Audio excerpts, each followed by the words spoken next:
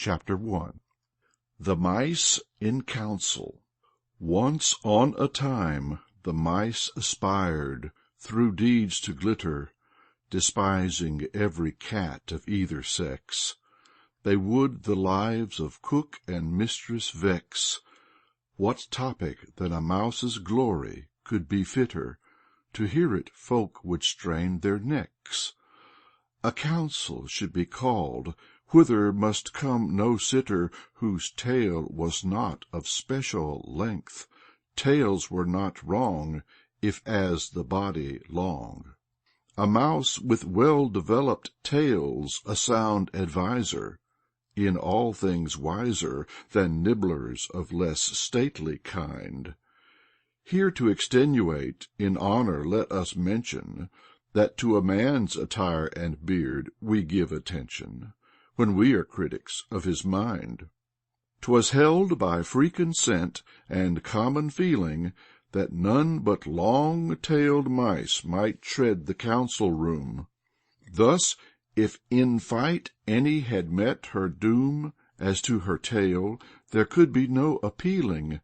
Taillessness was of folly a revealing, or careless dealing. There was no other course to choose. Tails lost must warn the mice no tails to lose. So matters were arranged, and duly came the meeting. As soon as darkest hours occurred, in the great meal-bin talk was heard. The mice were plans completing, but scarcely they the task assail, when lo, arrives a rat without a tail. Observing this, a tiny mouse and youthful nudges a gray-haired mate, and gently asks her by what fate a tailless rat is there. Let her be truthful. What then has happened to our law? Loud say, I pray, that he must instantly withdraw, for sure our people all dislike a crippled creature. How should he prove of use, ere of advantage be, that could not keep himself from a misfortune free? His presence in debate will be an evil feature. The elder answered thus, Be sage and not a fool. He was my friend at school. Chapter 2 The Pike. Against a pike was lodged the plaint, he'd made the pond a home unpleasant. It was a reason for restraint, and that the rogue in person should be present. He from the water in a tub was brought. The magistrates near by collecting, in a rich meadow pasture sought. Here is a list of those the captive's case affecting. 2 asses gathered there, 2 ancient sorry horses, and of goats a pair, while also, as a general inspector, a fox was of the prosecution the director. Among the people, rumor said, this Pike supplied the fox with fish his table spread. Nevertheless, the judges were in no way partial, letting no wile or trend of vulpine tricks obscure their crystal vision. They must fix upon a judgment free from politics. Against the guilty one their forces marshal, and sinners to deter suspend him from a beam. My lord, pronounced the fox, I am for death as sentence. Hanging is over good, despite the rogue's repentance. The punishment should be remarkable, extreme, to make a wicked life both dangerous and frightful. The Pike should now be drowned. A verdict rightful, exclaimed the judges, surely no way spiteful, and threw the Pike into a stream. Chapter 3 The Eagle and the Mole. O'er great forest regions flying, a splendid eagle sped, preceding far his mate. They purposed on a mighty oak to wait, until among the branches should be lying, within a nest a brood derived from mutual love. There they would tend their fledglings through sweet days of summer. Calls upward a fresh comer, who views from earth the king above. "This ancient tree is hardly fitted for a dwelling, through rotting roots is insecure, will topple, 'scape the woodman's felling," so utters from a hole a voice demure. But if a sovereign bird should take from a benighted and abject mole advice, who then would praise in future days eagles keen-sighted? How dared a mole reflect on higher beings' ways so dryly? The monarch sternly glanced, but nothing said, would hear no little mole, returned to work instead, deftly prepared a future bed and rest for one he honored highly, and welcomed with her soon precocious eaglets wily. What next? It happened once at dawn that to the nest flew with a tiny fawn, as a rich breakfast in his talons, the fond father. The oak, as he, alas, must gather, had with a crash both mate and young to earth down drawn. O anguish! O what dread affliction! Grievously am I cursed.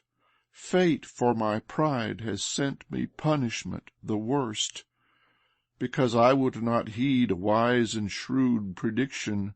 Yet how, in truth, could I expect an humble mole would sage advice to me direct? "If you had not despised my message," was muttered from below, "you might have used my presage.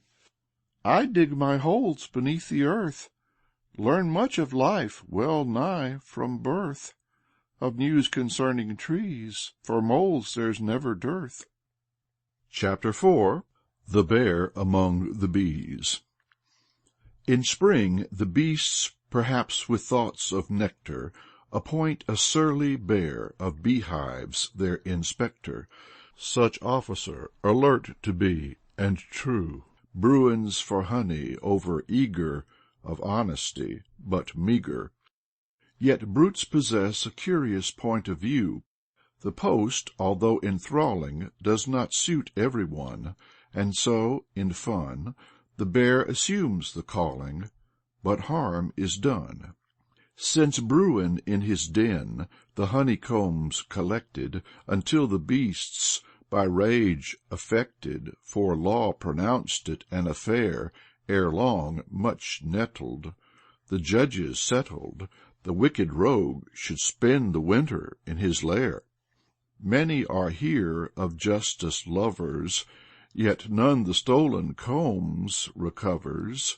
From one that evil boldly perpetrates, so long the happy self-disporter in his warm, comfortable quarter calmly his taste for honey sates, an expedition new awaits. Chapter 5. The Peasant and the Sheep. A peasant hauled a sheep to court, and pressed against her there a serious objection. A fox, as judge, is ready for a false detection. Hears plaintiff first, and then defendant in retort, taking in turn each point, and cool though others stammer, he seeks the cause of all the clamor. The peasant says, "My lord, when visiting my yard, I found 2 chickens missing. 'Twas in early morning, only their bones and feathers served me as warning. This sheep alone was there on guard." The sheep replies, "No strange event my slumbers marred. Prithee, the evidence of neighbors don't discard. Against me never was brought a charge of thieving or other crime at any time. As to my tasting flesh, 'tis notion past conceiving." Here are the fox's judgments from their earliest weaving. I no way can accept the pleadings of this sheep, because all rogues are skilled to keep their wicked purposes from others. 'Tis clear from plaintiff's words that on the given night defendant held the foul house well in sight. Now who can think she smothers an inborn wish for viand's choice? So I decide by conscience' sacred voice, she cannot have admitted hens were her unfitted. Her guilt is clear, and lets the peasant win. The carcass goes to me, and he will get the skin. Chapter 6. The Oak and the Reed.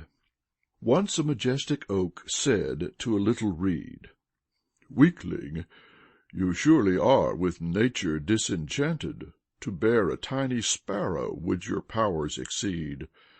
If but a puff of wind to stifle folk be granted, forthwith you quiver, shake, and losing strength, so far in misery lean over. I'm pained to view your prostrate length.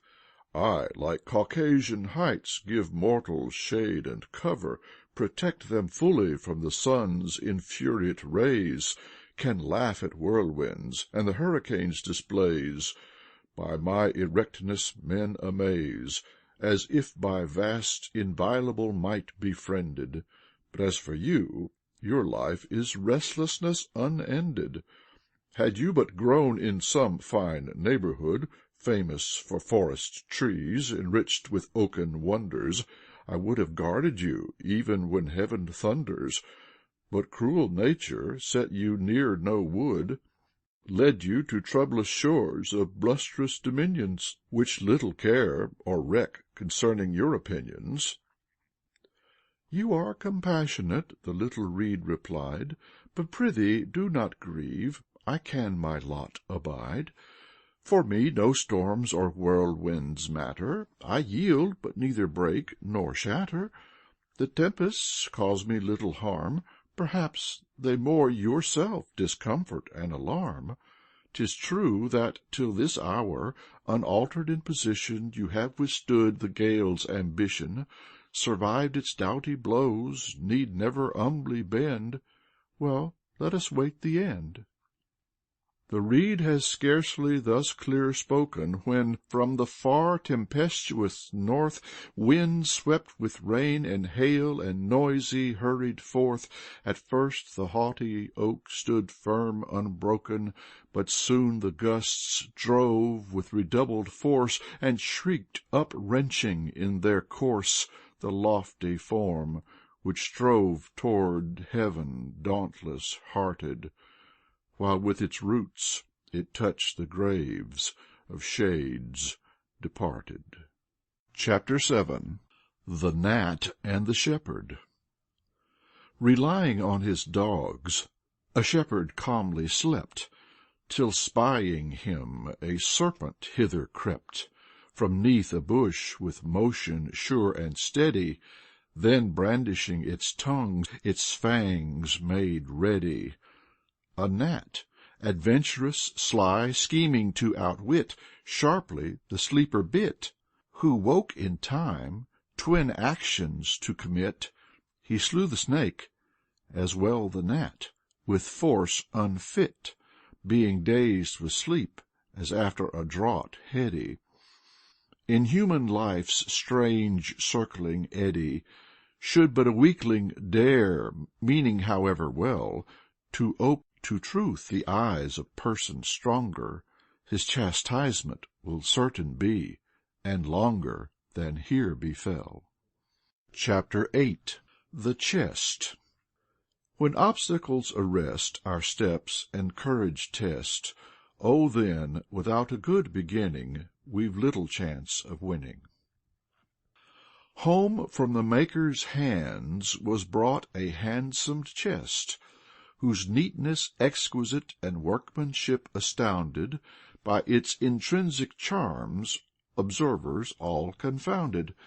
But soon into the room a skilled mechanic pressed, and looking at the box said, "Yes, the scheme is hidden, you will not find the lock. Though I will hunt it out, if only I am bidden. But kindly do not at me mock. The chest will open, for its secret I'll discover. Of things mechanical I'm somewhat of a lover. Keen for his task, he brave began, Oft turned the box to find the plan. Ere long, perplexed, his head he scratches, Importance unto this small nail or knob attaches, Looks at the chest, and still can find A way to use his mind. Folk whisper 'mongst themselves, and even grow unkind. Hear all he to their ears can offer, Not here, not so, no there. Yet looks he at the coffer, perspires, and grows fatigued. At last, far from the box he passed. Had no way guessed the truth, when trying first to win it. The chest was open at that minute. Chapter 9. The Fox and the Marmot. Why now, upon a journey art thou set intently? So to a fox a marmot spoke. Dear friend, I flee from evil folk. Falsely accused, depart, they used me pestilently. Thou knowest I was in the poultry yard a judge, there toiled and lost my health as might a common drudge. Mere scraps of food as mind could number, obtained no proper slumber, will never more the place encumber with my superior form. Just for a moment think, oh, what will happen if to slander people sink? Do I extort? Am I grown old and doting? Pray, has it ever come within thy careful noting that I to weakness am any way inclined? Answer on, carefully reflecting. I've thought it strange thy muzzle, when inspecting, thereon a little down to find. What worries has the office holder? The cost of living sadness makes him older. But suddenly becoming bolder, he enters on a costly game. His wife seeks fame, no fortune they've come into, and yet to build a house, buy freeholds, they begin to. How can his salary provide for splendid shows? You will not far from truth be straying, nor deeply erring if you're saying, some specks of down appear upon his nose. Chapter 10. The Wolves and the Sheep. In danger from such wolves the lambs were sure to perish. Hence, though delaying long, at last the rulers of the beasts, thinking the sheep to cherish, debated how their votes to cast, and then to needed action passed. 'Tis true that at the council wolves were in great number, but none has proved in wolves kind feelings always slumber.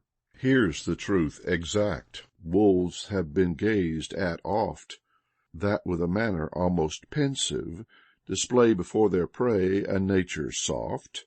Having well gorged themselves, are inoffensive.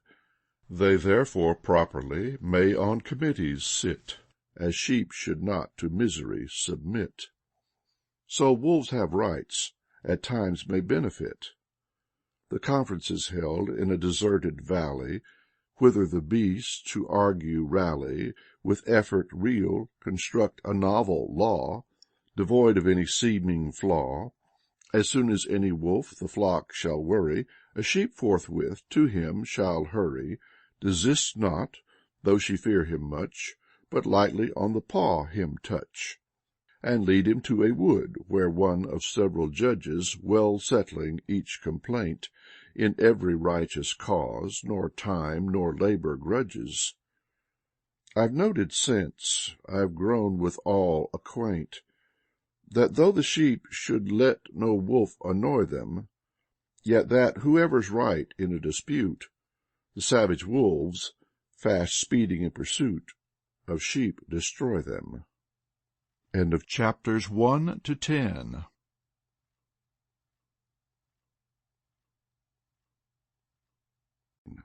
Chapter 11. The elephant as governor. A ruler should be wise. With hoodwinked eyes he scarce will notice wrongs, or judgment exercise. An elephant was called to government's emprise. Now all his tribe are patient, trusty, and sagacious, and yet in every race comes freaks vexatious. This monarch gracious, of simple mind, oft foolish was, though kind. Even to hurt a fly for him were painful, being of duties ne'er disdainful. The potentate receives from timid sheep his prayer. The wolves no more the skins from off our backs should tear. O thieves! He bellows forth, what hideous transgression, to rob and keep in your possession! Our father, say the wolves, we humbly would explain. Do we not understand that for the winter season we were to tax the sheep, and comforts thus obtain? Therefore, if they lament, 'tis surely without reason. We ask a little, but from each a single pelt. Yet they have murmured, angry felt.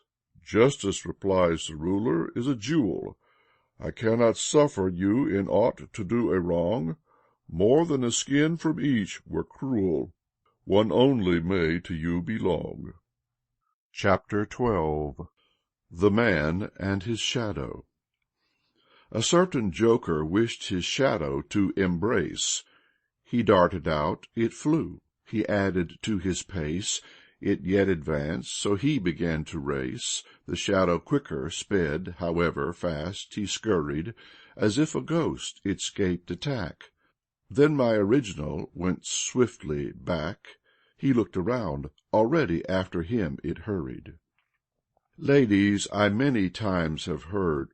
What? No, 'tis not of you, the thought's absurd, that fortune often thus to treat mankind is stirred.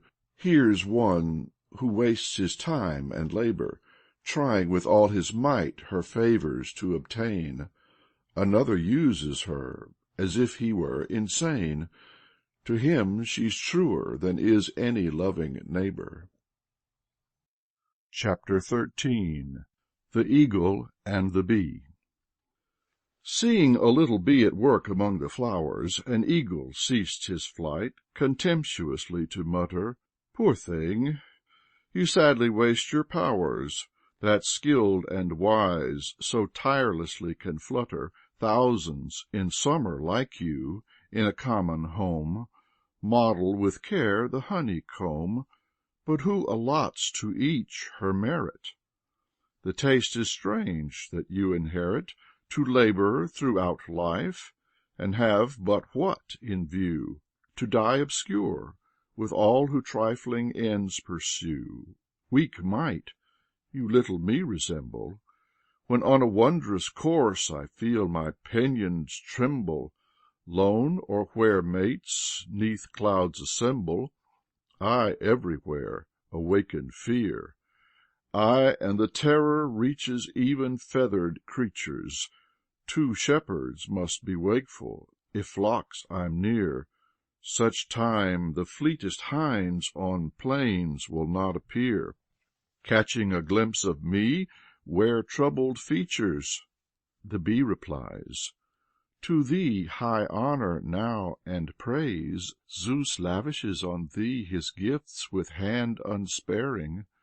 But knowledge that my toil helps others me repays. What is renown to one for it uncaring? I feel a certain pleasure when the comb preparing, for in it many a drop of my own honey stays. Chapter 14. The Liar. Home coming from a far-off land, a count, perhaps a prince, of bearing rather grand, with an especial friend along a road was walking, vaunted his travels in a voice serene, with idle tales embellished objects he had seen. Said other folk had seldom been to spots of which he now was talking. A wretched hole is this, sometimes a bitter north wind's blowing, The sun's invisible, or like a furnace glowing, but there one's lot is bliss. The recollection brings me pleasure. You wear no furs, the time scarce measure. Mark not the seasons, nor the shades of night, but all the year enjoy entrancing summer light. 'Tis needless there the seed to scatter. Nay, if a crop ne'er ripens, little does it matter. For instance, once in Rome, a cucumber I saw. O nature's law! Thou art of much the source and fountain. You scarcely will believe 'twas like a mountain. How great a rarity! The friend, amused, replies, and adds, O'er earth are wide distributed these wonders, but not to seek them out were haply wise. Indeed, we now approach a vast sensation, and seldom 'tis that one on such a marvel blunders in any place or nation. Spanning the river, here a bridge of curious class exists upon our road, and o'er it we shall pass. 'Tis of peculiar action. On every liar who responds to its attraction, for ere he get half-way across, he disappears, and friends bewail his loss. But never gloss unwelcome truths, and you can step it boldly. Now tell me, is the water deep? The banks are steep. Look, who could view the prospect of immersion coldly? Your cucumber at Rome was tall, I do not doubt. Large, as you say, a mountain or a hill about? Let's say a house, in order not the truth to flout. Hard to receive it, not easy to believe it. Ah, yes, this bridge is strange. To thrash the topic out, it bears unwillingly vain storytellers. Why, only in the recent spring it slew mysteriously some writers or news-sellers that to it long were seen to cling. A house-sized cucumber must be the oddest thing. Prodigious, weird, if not exaggerated. Perhaps I have not well related, but you shall hear the facts anew. Not of a size extreme is every dwelling, nor all excelling. It may be great enough for two, with ease and comfort true.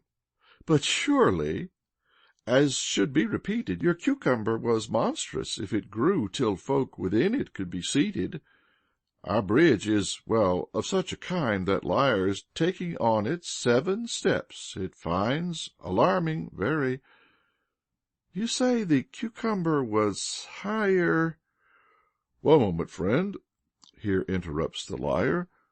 Sooner than use the bridge, I'll seek the nearest ferry.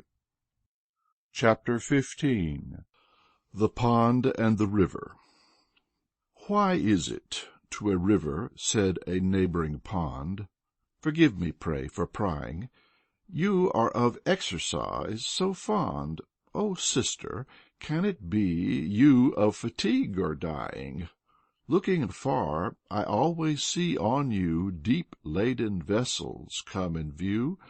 You patiently great rafts will carry. I speak not of the countless little boats and barks, or think of such. And why do you yourself thus harry? Strain would have left on me its marks. In truth, my lot, compared with yours, is mild and pleasant. Of course I am not present upon a map. You occupy a page complete. No songs or mighty odes their praise of me repeat.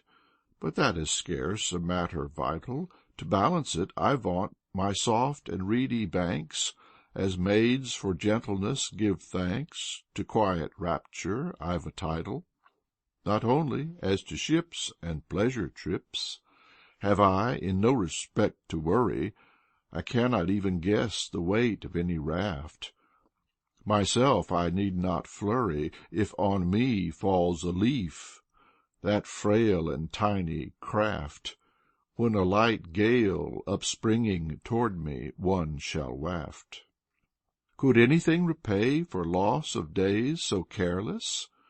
Never by winds or breezes stirred, I gaze on worldly vanities and trifles airless, indulge in dreamy talk unheard. You reason simply by this great law undeterred. Began in turn the river. To water, speed alone of freshness is the giver. If I have now become a rushing, wondrous stream, it is in order that, forsaking calm supreme, I shall that edict follow. Moreover, every year, with copious water clear, I am a blessing, I win honors far from hollow, and shall continue yet for ages long to run, when you are already, yes, but slight existence showing, shall be forgotten, known by none. Her words prove true, for up to now she's flowing, while the poor pond, year after year, all wild, deeply o'ercast with gloom and shadows darkest, in misery the starkest, grows stagnant and defiled.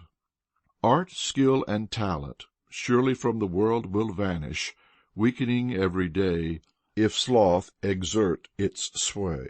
Neglect and idleness must all successes banish. Chapter 16. The Merchant. Ivan, come hither, boy. Why have you disappeared? Be quick and give me joy. Here's news that will astonish. If you but copy me, I'll praise and not admonish.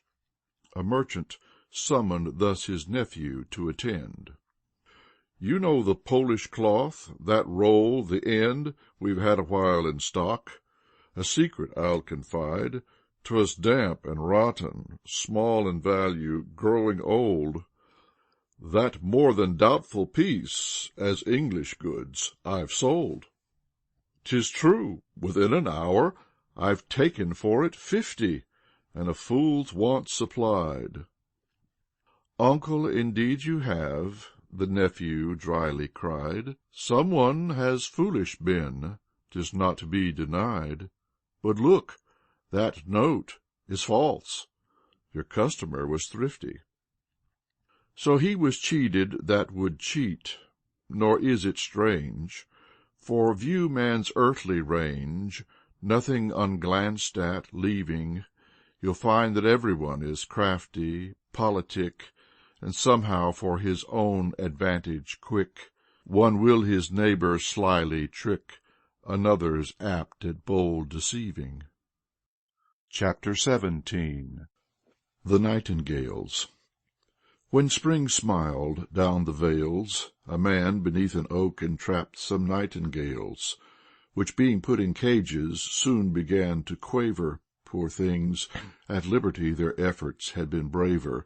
Although a song in prison lacks the wonted ring, what else shall we do here but sing? Thus ask the captives weary. Among them all a little wretched bird most feels the torment dreary, for with his mate he can exchange no word. It tastes of death so far from heaven's light. Oh, I would know again the ecstasy of flight. Lamenting night and day, he suddenly exclaims, Sorrow, be gone away! Only a fool bewails misfortune. The wise should fate importune, by action cure their cruel wrongs. 'Twere well to carol forth some pretty songs. What seeks this man? To view our feathers glisten? It may be to a few of my best notes he'd listen. If only I, by chance, could please him with my voice, 'tis like enough he'd soften, bid me new rejoice. Who knows? He might indeed from prison bars deliver. So reasoning, the bird begins to trill. Always at rosy eve becomes a joyous giver. At sunrise his small form appears with bliss to quiver. What follows from his dainty skill? Far from deliverance, he gets no tiny guerdon. Birds which sang feebly long ago were set at liberty and rescued from their woe, escaped captivity's dread burden. But for my sweetest songster frail, That never seems to tire or fail, no tender effort can avail. Chapter 18. Demyan's Fish Soup. I beg you, be so kind, just favor me and taste it. Neighbor, I pray you, do not press me. Change your mind, another spoonful, do not waste it. This fish soup is the thing, 'tis luscious capital. I've swallowed now 3 portions. What of that, no matter. Come now, no foolish chatter, think of your health and eat it all. This soup, indeed, with many a ball, as if fine amber beads had hither chanced to fall. Quick, eat it, O my comrade dearest. Here's bream with giblets nice, here's sturgeon where it's clearest. Another little morsel. Wife, upon him call.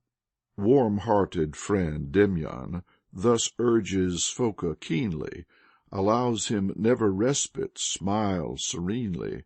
Sweat starts on Foka's face to gather as might rain. Nevertheless, he lets himself be helped again. Making an effort, though a drear one, finishes all. Ah, you're the sort I love, remarks Demyan. You're not an appetite above another little plateful? Come then, O my dear one. But Foka, hot and red, though liking fish soup much, had grown a prey to dread, and fur cap grasping, painfully gasping, uprose without delay, and fled, and since to friend Demyan no word has said. Author, however blessed, because true gifts possessing, if you are prone to wander, many times digressing, and grow by prolix ways distressing, know that your glorious prose, or transcendental verse, becomes a blight, and is, than too much fish soup, worse. Chapter 19. The Cock and the Pearl. A cock that on a heap was scratching said, when he found amongst rubbish a fine pearl, "What's this?" and with contemptuous twirl passed it as not worth snatching. Oh, madly they behave who value baubles high! I would less eagerly for such a plaything sigh than for a grain of wheat which calls for action hasty, is tasty. The ignorant have soon enough of what is past their ken, pronounced it wretched stuff. Chapter 20. The Cornflower. A cornflower solitary grew, throve, but a sudden pining pitifully faded, scarce raised its head, less bright of hue, shrank as by thoughts of death invaded, then to the gentle zephyr whispered soft and low, "If only day itself would quickly show, if but once more the sun should deign to prove his glory, I might perhaps revive to tell a grateful story." "You strange and simple soul," near by a beetle grumbled from a hole, "think you the mighty sun has any thought concerning your humble look and health and growth? Cares if to blossom you are loath? Believe me that he lacks both time and taste for learning things vain as this. If only you by flight attained a higher bliss, you'd see that here the meadows, fields, and tillage are as close bound to him as unto gods a village. For radiant ever by his heat he helps the poplars, oaks, and cedars, yews, and beeches. So blossoms wondrous forms and colors sweet reveal a puissance that to exquisiteness reaches. Know even that he dowers matchless and gorgeous flowers with undreamed witcheries. Their traits and powers are such that time with scythe regretful strikes them, unblessed with fragrance, small of size. You should not dare attract the sun's majestic eyes. On forms like yours he never looks, perhaps dislikes them. Cease to aspire forthwith, control thy vapid will, wither, be still." But the sun rose and shone, and nature new delighted, throughout the land of plants distributed his beams, and the poor flower that wilted in the hour of dreams, with gratitude the boon requited. O you, to whom fate gives, with pride of race, a lofty place, my son before you his example now advances. Cast glances unto whatever spot his light can reach. He's there to give to cedar, eye, and grass in equal share a radiance uncompelled, a happiness caressing. As in an eastern crystal a spark burns, so in the heart of each that sunward turns are left an image and a blessing. End of chapters 11 to 20.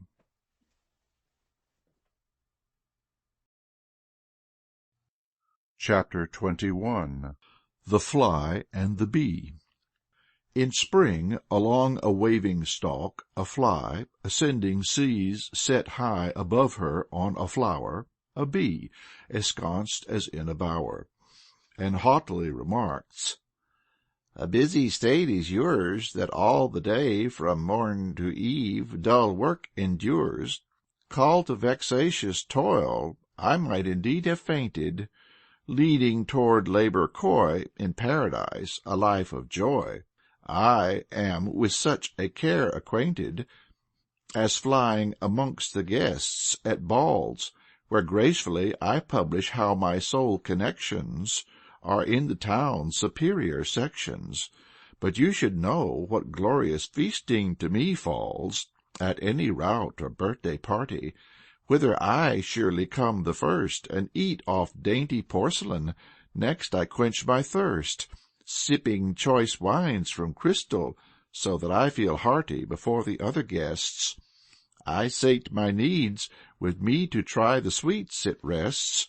I force my way where a maid is, among the youthful beauties mix. Yes, moments of inaction fix on rosy cheek or snowy neck among the ladies." "All this I know full well," replies the modest bee, "but then there have reached me ugly rumors you are from folks' affections free, even at weddings plagued with selfish humors, and so, if e'er they find you scheming in a home, they drive you forth to roam." "No matter," says the fly, "they cannot my sort smother. Being through one door chased, I enter by another." Chapter 22. The Quartet. An ape, an ass, a goat, and bruin, in sport, resort to actions they are new in, together scheme to play quartet. They filch the score, a cello, bass, two fiddles, then sitting 'neath a lime to solve sounds riddles, and wide in chant their brains they set, using the bow with force, outrageous measures get. "Now, brothers, stay," the ape implores, "a moment linger, 'tis melody we seek," and lifts a warning finger.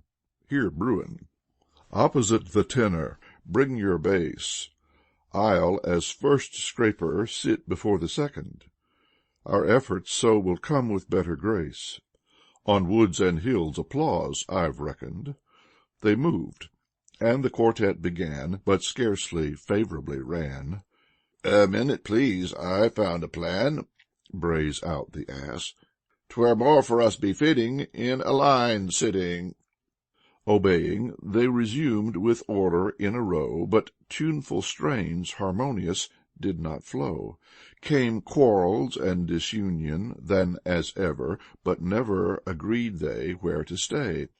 A nightingale flew nigh, who, hearkening in dismay, was forthwith asked by them to settle their contention. "Have patience with us, listen, and allay dissension. How to ensure success please indicate. Each of us has a book, an instrument, elate to find our seats we wait. For the musician's art are needed comprehension, skill, taste, and hearing sensitive. My candid words forgive. Places, however you may change them, you'll shock your friends, nay, more estrange them." Chapter 23. The Ducat. Of worth is education, of value vast beyond a doubt. But if we show ourselves devout, in finer lore we bring cessation of sturdy forces needful for salvation. 'Twere prudent, therefore, to examine close, lest we of culture give an o'er-compelling dose. Ne'er should enlightenment too much the mind engross. We must not weaken spirit, undermine our manners, annihilate the simple life. Nor having made the trivial rife, should we enroll our folk beneath inglorious banners, aroused by such a cause for strife. One well could pen a book or make important speeches, but not to every one this urgency yet reaches. So, writing as in play, insisting not o'ermuch, I'll hint what I would say. A simple soul this story of such teaches. When walking home, upon the ground, amid the dust and dirt, a ducat found. The news being known, were offered to the peasant 3 handfuls of bright coppers in exchange. He pauses, waits awhile, requests a larger present. Coveting wealth both new and pleasant, imagines craftily he better can arrange. Sharp gravel, sand, and chalk obtaining, and even pounding up a brick, he thinks a fortune he is gaining. Impatient strives, and quick proceeds the ducat's sides and edges to brighten, scratches and tears, then diligent repairs, well, in a word, his treasure's brilliancy would heighten. The grimy ducat thus was purified and glossed, but not as heavy. After his levy the piece of gold had thinned, and half its value lost. Chapter 24 The Eagle and the Spider. An eagle that o'er clouds his way through Caucasus was threading, perched on a cedar far from crowds, gazed down on varied wonders spreading. At once he seemed to view the kingdoms of the earth, great fertile plains that knew of winding streams no dearth. Here groves and meadows rich gave birth to verdure bright and scenes engaging, and there the mighty Caspian raging. So dark was that, compared, it dulled the raven's worth.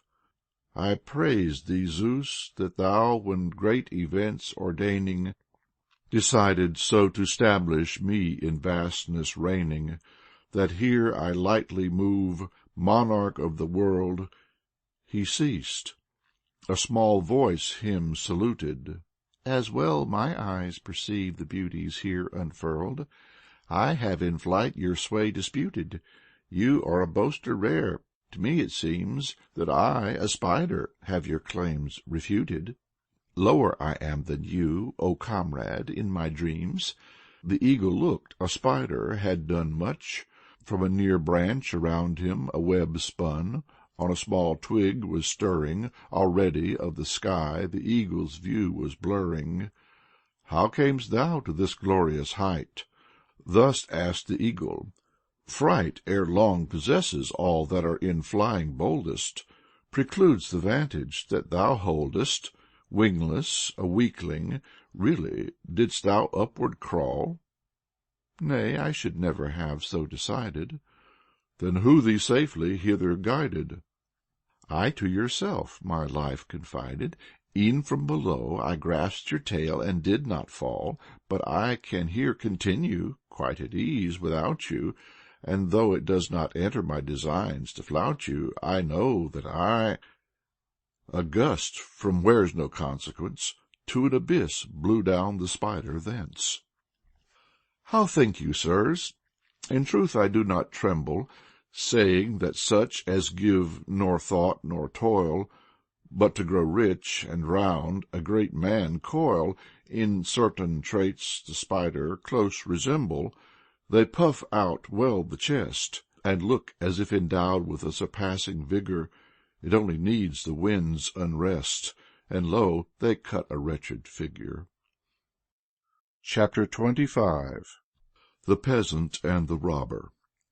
A peasant, setting up a home, bought at a fair a milk pail and cow together, and then in pleasant weather, journeying through the forest, to his home would roam. But sudden he a robber came on, who left him bare as any lime tree stripped of bark. "Have pity," cried the peasant, "to my pleadings hark. Show of compassion, just a spark.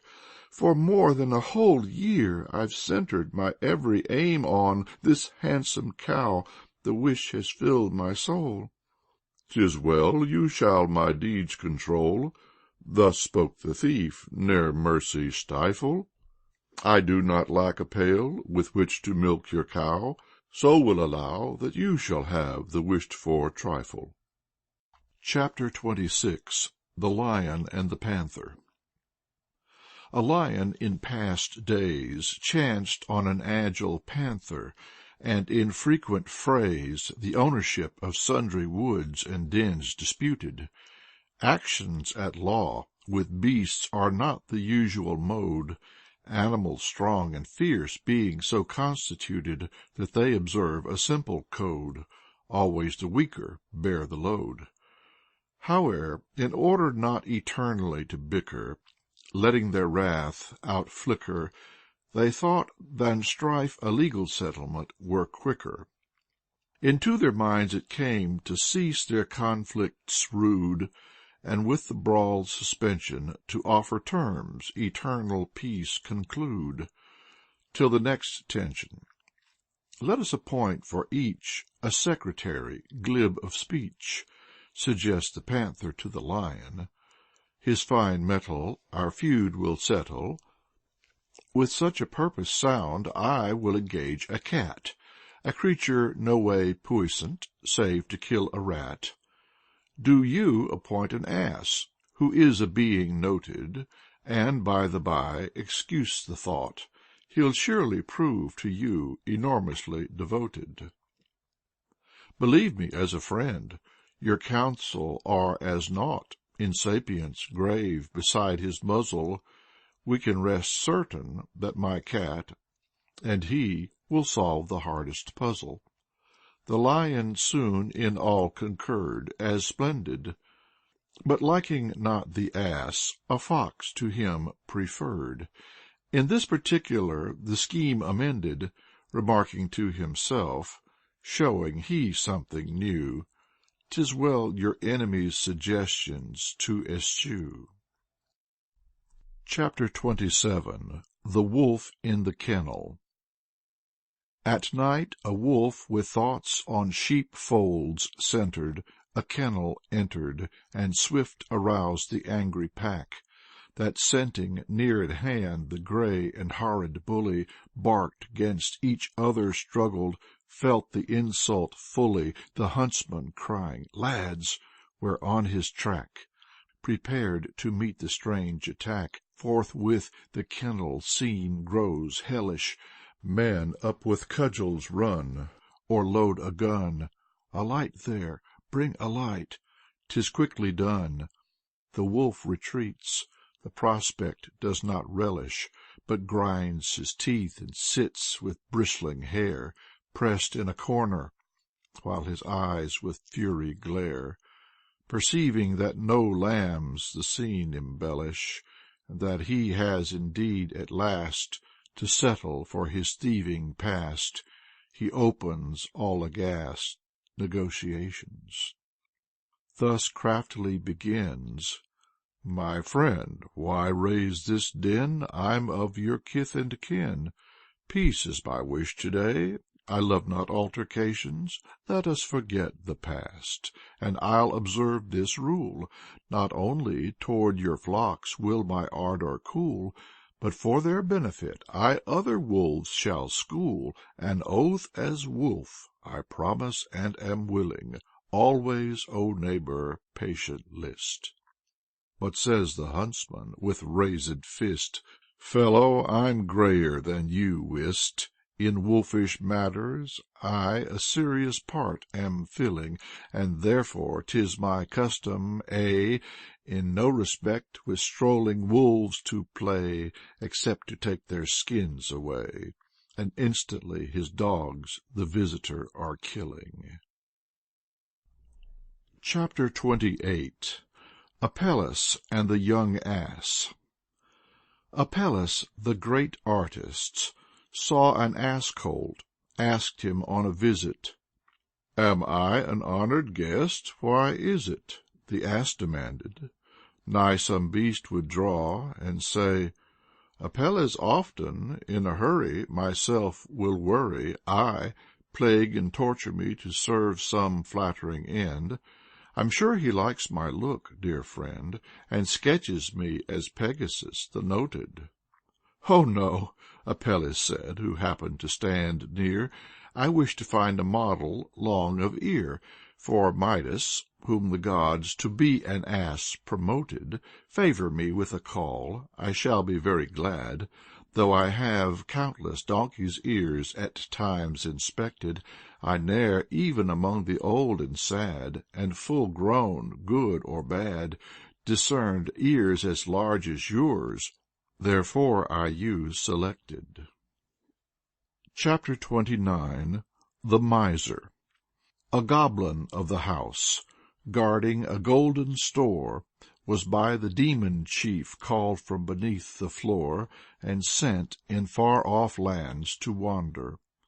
Exiled for many years, on other cares to ponder, in service strict the goblin could not well ignore this secret authoritative bidding. But how was it to keep, despite the ridding, the treasure safe, preserved from all attack, until it should come back? To hire a proper guardian, or construct defenses, would institute o'er great expenses. To leave the chests alone would bring the risk of loss, that could not for a day be thought of, since thieves who came the place across would hindrances make naught of. The spirit worried, brooded, satisfied at last, into the presence of the skin-flint owner passed. Yet first of all it dug out of the ground the treasure. It says, "O master, please some news to hear. I have to travel far, such is my ruler's pleasure, but you will be a recollection dear. Now at farewell, as friendship's token, I have brought out this gorgeous array. Eat, drink, be ever gay, squander in course unbroken. If it shall come to you to die, then who should your heir be but I? That is my sole condition. Meantime, may destiny promote your chief ambition." It spoke, was gone. The goblin, after years a score, sudden from distant toil forbore, returned once more, through hidden regions sailing. What sees it? Oh, the joy! Behold the miser pressed, of hunger dead, upon his treasure chest. Nor riches there are failing. The guardian takes again the gold, no ducats losing, gloats that since days of old expenses have been naught, though plans of its own choosing. If any wealthy miser lives but as a mouse, who will receive his hoard? The goblin of the house. Chapter 30. The Sightseer. "Good day, my best of friends. Tell me, where have you strayed?" "Oh, to the big museum, really, I'm afraid. I've walked at least 3 hours. Can you conceive it? My mind's so full, by talking I'll relieve it. I have amazing sights surveyed, a place remarkable, that hall of wonders. There Nature her extent and potency forth thunders. What beasts and birds have I astounded there not seen! What butterflies and beetles spiny, and various flies, cockchafers shiny, in hue some coral-like and some of emerald green! There, scarcely than a pin-head greater, were lady-birds and curious works of the Creator. You saw the elephant? Describe his form, and say, is he a mountain, past all question?" "He is not there. Oh, yes, then I mistook the way. Of such a thing got no suggestion. End of chapters 21 to 30.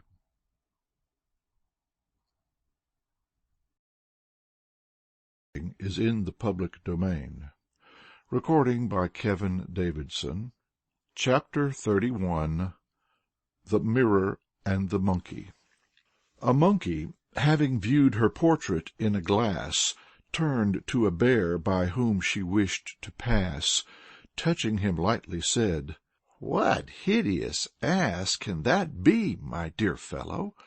Always a fresh contortion, skip, grimace, and stare. I'd hang myself if I should wear that look ridiculous, become but half as yellow. I will, however, this confess, among my friends, perhaps a dozen, more or less, as awkward are, and faces similar possess. What needs acquaintances to reckon, when you within the mirror writhe and beckon?" Thus Bruin sharply cried. The ape with angry look heard only to deride. Of such examples there are many. Satire, detraction, truth, of these we love not any. I saw it even yesterday. Peter is not quite honest. There are curious stories. 'Tis said in taking bribes he glories. And yet he looks at Paul in a peculiar way. Chapter 32. The Tree. Seeing a peasant passing with an axe, a sapling said to him, "My kind and friendly fellow, direct against the trees around me fierce attacks. They thwart my wish to spread and mellow. Scant light its way can hither thread. My roots are cramped, secure no chance to spread. At liberty about me play no breezes. O'erhead a great mass intertwines, goes where it pleases. If only every hindrance to my growth were less, I should within a year a beauty rare possess, bestow a gracious shade on all the valley, while now from wretchedness my spirits cannot rally." The peasant quickly got to work, was easily persuaded, and well the grumbler aided, took care that near the tree no living thing should lurk. Alas! the triumph did not continue. By the sun's rays the tree was baked. Hail, ruthless, struck it till it ached. A fearful tempest broke its inner fibrous sinew. Thereon a serpent spoke. "Thou surely hast been mad, brought on thyself this trouble sad. Well sheltered in the forest, would have shot up bravely, nor sultriness nor hurricane could thee have hurt. The older trees were present, evil to avert.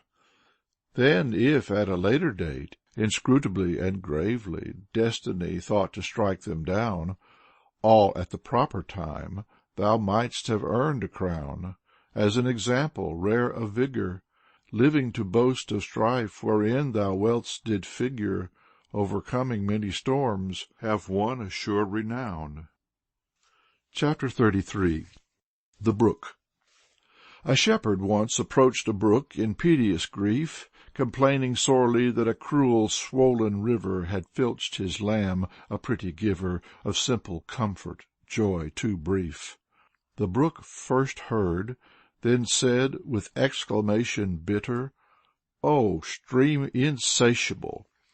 If only thy broad bed, even as mine, were wed to clearness pure and honest glitter! If only folk thy victims but in chief could view, who despite mud were easily revealed!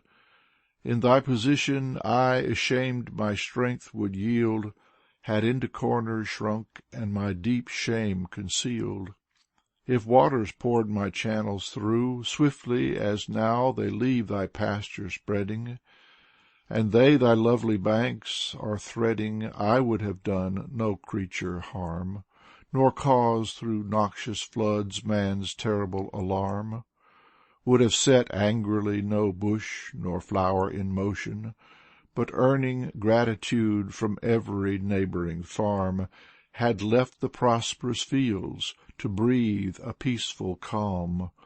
For order would have shown devotion, I, in a word, while doing good upon my way, would nowhere have produced the least disaster. Nay, smiling, if through rains my bulk grew vaster, I would have seaward gone, benign and pure and gay. So truly thought the brook, and spoke as to a brother. A peaceful week arrived, another. Then near at hand a rain-cloud burst upon a hill.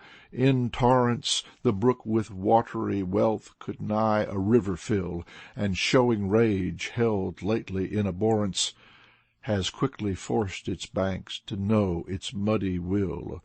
It boils and roars and hurries foam in frothy masses, breaks trees, all boundaries passes, deafens with noise that's heard afar.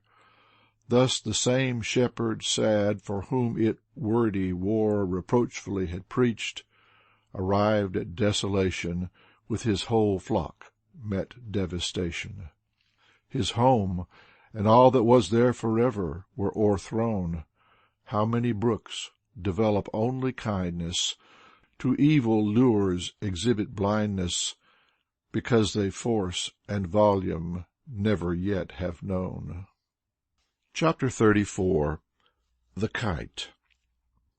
A paper kite that soared on high, while looking down, was able to descry a joyous butterfly, and cried, "We faintly see your foolish efforts zealous. Confess that you are rather jealous when you behold our elevated lot." Jealous? Oh, surely not. Your grandeur is a phantom, or an empty vision. Your tethered flight awakens, believe me, but derision. Can happiness be got from an existence ever fettered? And how could life for me be bettered? As I aspire, I venture higher, and never solely for another's idle leisure and pleasure lose freedom I desire. Chapter 35. The Impious. Of old among the peoples dwelt a race in shame, who sinning specially their wicked hearts enlisted, fiercely against the gods with arms resisted. 1,000 banners hurried, crowds of rebels came, carrying bows or slings, and vilely heaven flouted the leaders of the throng, audacious, keen of mind, to rouse their folk to fury, words disgraceful shouted. Said the court of Zeus severe is and blind, "Slumber perchance the gods, but doing justice rarely, they now require a lesson of a kind. So from the neighboring hills, men scheming not unfairly, should hurl against the great a strength combined of arrows e'en Olympus smother."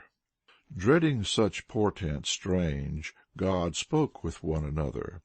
At a conference this prayer to Zeus preferred: "Do thou restrain this monstrous herd of creatures insolent."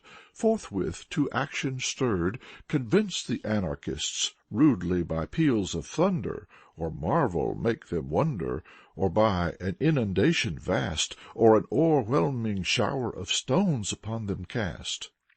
At last said Zeus, "If longer they remain unquiet, stiff-necked persist, of the immortals show not fear, their deeds will whelm them, 'tis my fiat." Then clouds as dark as night appear, huge stones and arrows sharp from the insurgents flying, caused ghastly wounds of countless deaths, and tell the dying that their own missiles swift have fallen on their heads. Doubt, as an agile foeman treads, its punishment sure spreads. The scoffs of evil prophets are but falsest notions, inciting, spurring 'gainst a goodness wise and true. The hour of death will, reaching even you, as a deep piercing arrow, summon dread emotions. Chapter 36. The Mouse and the Rat. "Oh, neighbor, hast thou heard the news, of course?" Up to a rat a mouse came running. "Our cat has felt in conflict all the lion's force. We'll move at ease, no more her presence shunning." "Rejoice not yet, my dear. True wisdom from a rat now hear. Away with strange beliefs unfounded. If claws can interfere, the lion soon will be astounded. A cat in strength has no compeer." Chapter 37. Two Peasants. "Good morning, Thaddeus." "Good morning, friend Igor." "How goes it with you?" "Well, I trust you're cheerful." "Our friend, you have not heard of my adventure fearful. I burnt my home, possessing one no more. Too sadly I advance from door to door." "Because? Some accident regretful?" "Well, at a Christmas party I became forgetful, and with a candle went to give the horse a feed. I own, just then, my head was humming. Somehow I dropped the light, and no way could succeed sudden flames and overcoming. And you?" "Oh, Thaddeus, an accident benumbing. An angered God will retribution plan. You see, a legless man, that I remain alive is nothing but a wonder. I, too, at Christmas sought some beer, the dwelling under. Besides, must own, already had drunk wine with friends, demanding pleasure, and feeling queer, I thought it a wise measure myself to darkness to confine. The devil pushed, and I rolled down the steep incline. Alas, as punishment for loving too much tipple, I go about a hopeless cripple." "But blame yourselves, my friends," said to them Father Stephen. "He's wise who comprehends. There's nothing to astonish in that you fired your house, or you limp, lame, and slow. But mostly I such folk admonish as, drinking much, in darkness choose to go." Chapter 38. The Lion and the Fox. The fox had ne'er a lion seen, and meeting one she trembled, abject grew of mien. A little later she a second lion chanced on, and now a figure far less frightened glanced on. When latter came the third, she was to conversation with the lion stirred. Chapter 39. The Peasant and the Snake. A snake aspired to live within a peasant's house. Avoiding an existence idle, would feed the children, nurse them, and their tempers bridle. Not to emulate some lazy mouse. "I know too well," she says, "there's an ancient notion, widely among good people rife, that only strife and every form of wild commotion follow our entry to the home. You dare affirm that snakes are never grateful, that with a horrid purpose serpents roam. More, their behavior e'en to their own young is hateful. If there be wicked snakes, I am not one of such. Ne'er in an honest life have I a victim bitten. My fangs shall ne'er a creature touch. Pining for genial deeds, I'm willing to do much. Embrace the kitten, caress a maid love-smitten. Despite her heartache, a snake would now the proper care of infants undertake. Even if your words, the peasant answers, be not truthless, I would not greet a shape so ruthless. If I should weakly show any such liking, another snake would come. We next her kin should know. Ah, woe! 100 fangs would be my children striking. Therefore I deem, O kind and gentle friend, because, alas, good snakes I can't get used to, a present wrong I'll mend. Forthwith the peasant, not reduced to egregious folly, of the serpent made an end. Chapter 40. The Barrel. For only 3 short days I ask of you, my friend, grant me a special boon, namely a barrel lend. Now service is to comrades holy, 'tis different when the matter's one of money solely. then love is less in question, and one can refuse. Why should not friends your barrel use? But soon it has returned, arrived the pleasing news, and once again is water holding. Alas, no longer it is with the thing all well. Falling beneath a curse, or weird and curious spell, it lately has acquired a strangely vinous smell, a redolence that's faded of the jaunt to tell. If it be filled with kvass or beer, is told their knell. The owner a whole year sly schemes unfolding, now scalded and now dried it in the wind. Oh, many methods shrewd designed, could yet the subtle vapor find, and so at last exchange the barrel for another. Try, fathers, to remember this my fable brief. Company doubtful causes grief, is bad for sister as for brother. Examples of ill deeds and words are apt to stay. Far better keep a harm away than after consequences smother. End of chapters 31 to 40.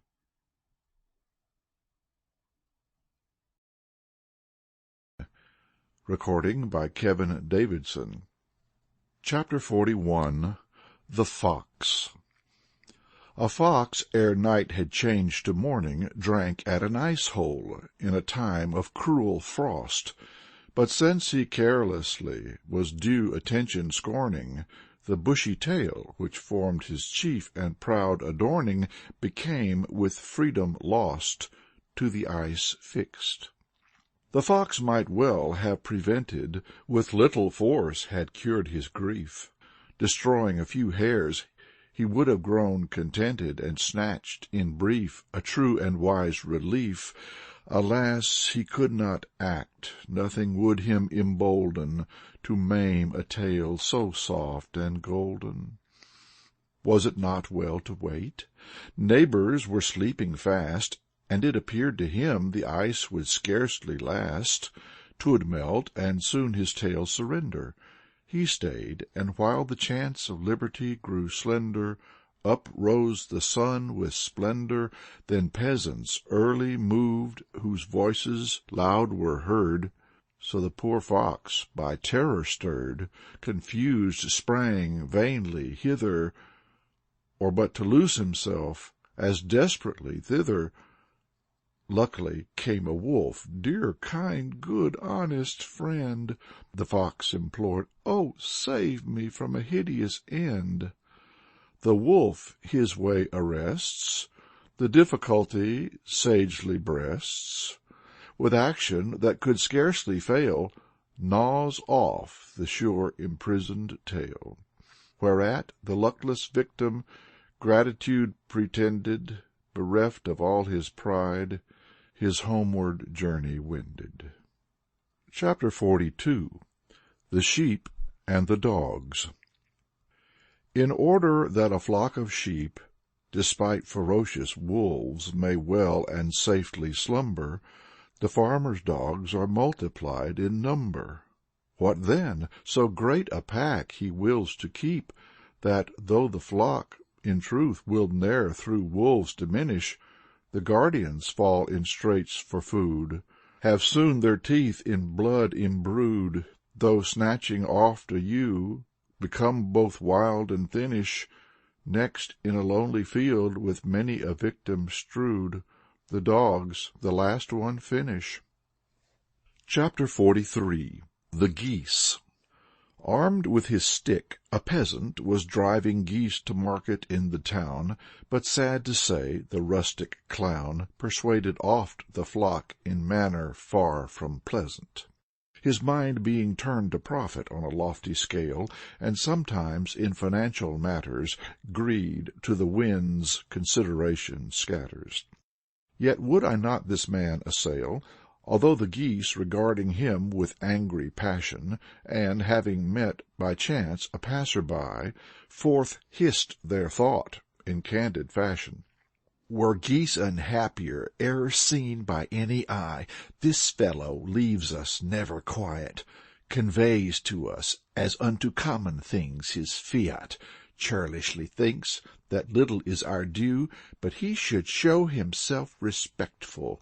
Lost had been Rome, if once our race had proved untrue. Our ancestors, in face of risk, were not neglected. Their cackling warned the centuries who the foe repelled. "Be pleased to add in what you have excelled," demands the passer-by.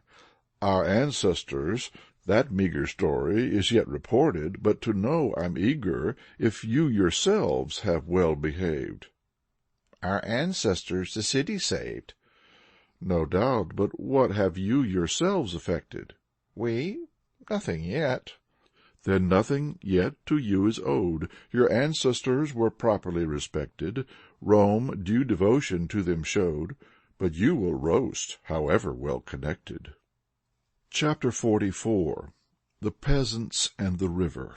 Peasants who cursed in consternation the devastation wrought by the rivulets and streams at the spring flooding, not half-hearted but keen for satisfaction, nursing pleasant dreams unto the river that received such brooks departed. Oh, to denounce them there was cause, for here the crops were scattered, too the mills were washed away, such mattered. Counting drowned beasts, one could not pause, yet peacefully the river flowed and hastened proudly. How on its banks men, women sped, and nothing said against it, air of evil loudly. Its sighs the peasants touches, wears away their anger, undermines their reason. When they have nearer come, they gaze at that sad season, and surely know the river's treason.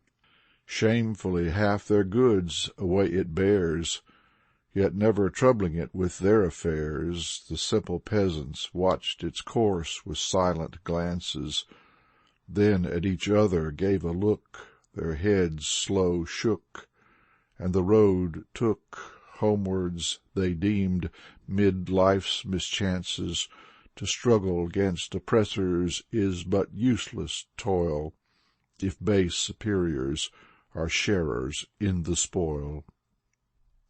Chapter 45. The Wolf and the Cat. Out of the forest ran a wolf in fear, made for a village, seeking shelter, began to think his end was near. As the pursuing pack deep bayed in deafening welter, to gain a refuge sure he looked for unlatched gates, and faced disaster, for bolts were more than he could master. Seeing a cat, instead of going faster, he waits.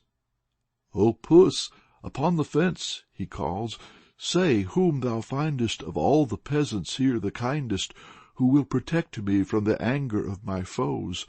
Thou hearest the loud barking, ah, the din yet grows, they're coming after me."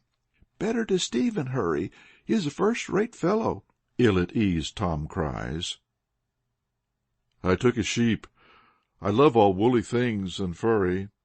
"Suppose you dared Demian to worry?" "I think he gazed at me with wicked eyes. I ate his lambkin, white and gentle." "Thromphayim lives there. Be off and quick." "Not to Thromphayim. He'd meet me with a gun or stick. In spring I killed his kid. 'Twas almost accidental." "Indeed. Well, try to get assistance from old Flick." "He lost a calf." "My friend, your past is detrimental. You have the village folk beyond a doubt annoyed." And the cat added dryly, "By what defence is now your quaking soul upbuoyed? Our simple countrymen, though sometimes far from wily, will not be softened by your woeful anxious plight. That you accuse yourself is right. Your day is past. Now comes the night." Chapter 46. The Hermit and the Bear. E'en if in troubled hours we much to kindness owe, not every one will soar to friendship's duties. Exactly gauge and weigh its beauties, an orificious fool can harm us like a foe. A certain man once dwelt, kindred without and lonely, in a far waste and wilderness. Now though you greatly may a desert sojourn bless, Seclusion may be painful, if it be yours only.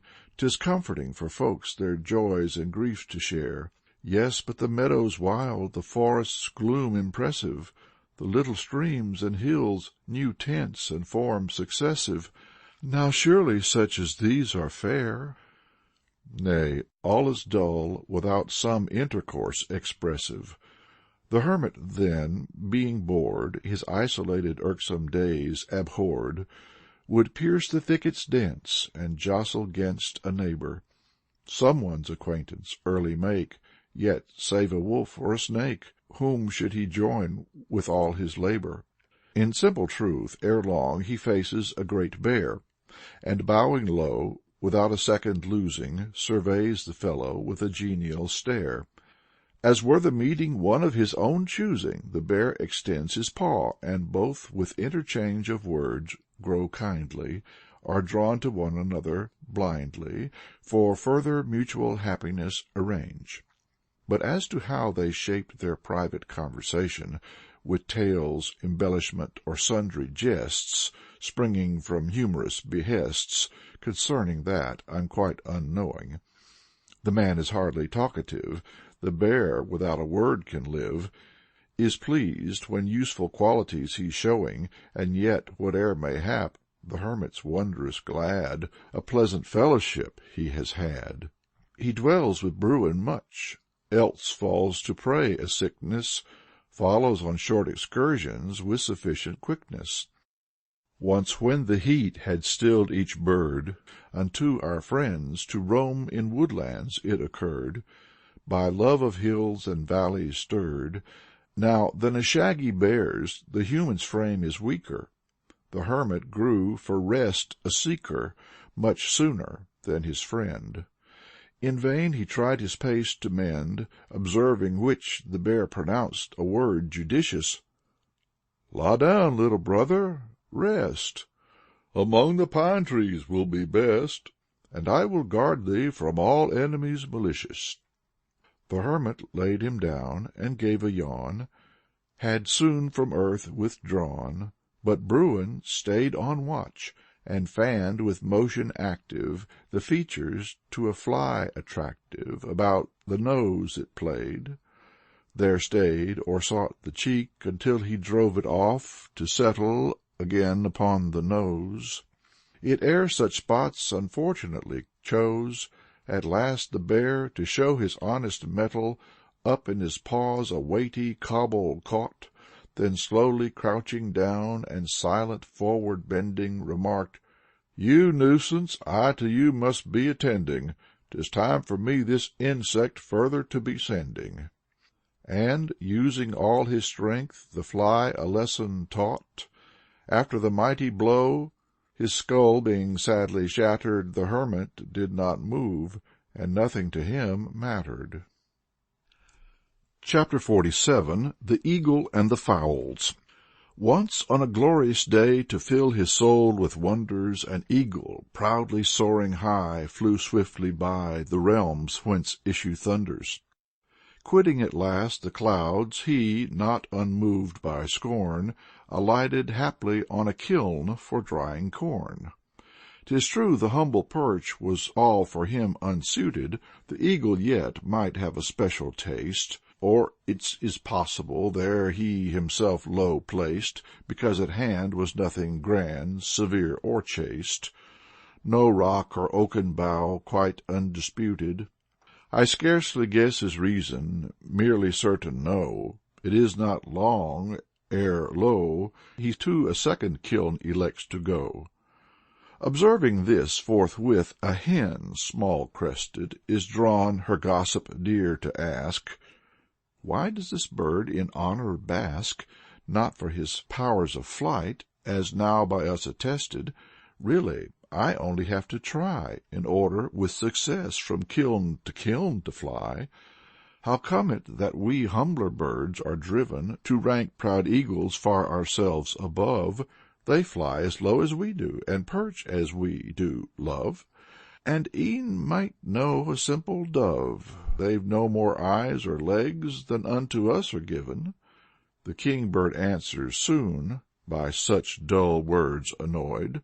Your truth with folly is alloyed. Eagles may chance to fly as low as barn-door chickens, but ne'er a hen her way amidst the azure quickens. If you shall genius have to judge, search for its weaknesses.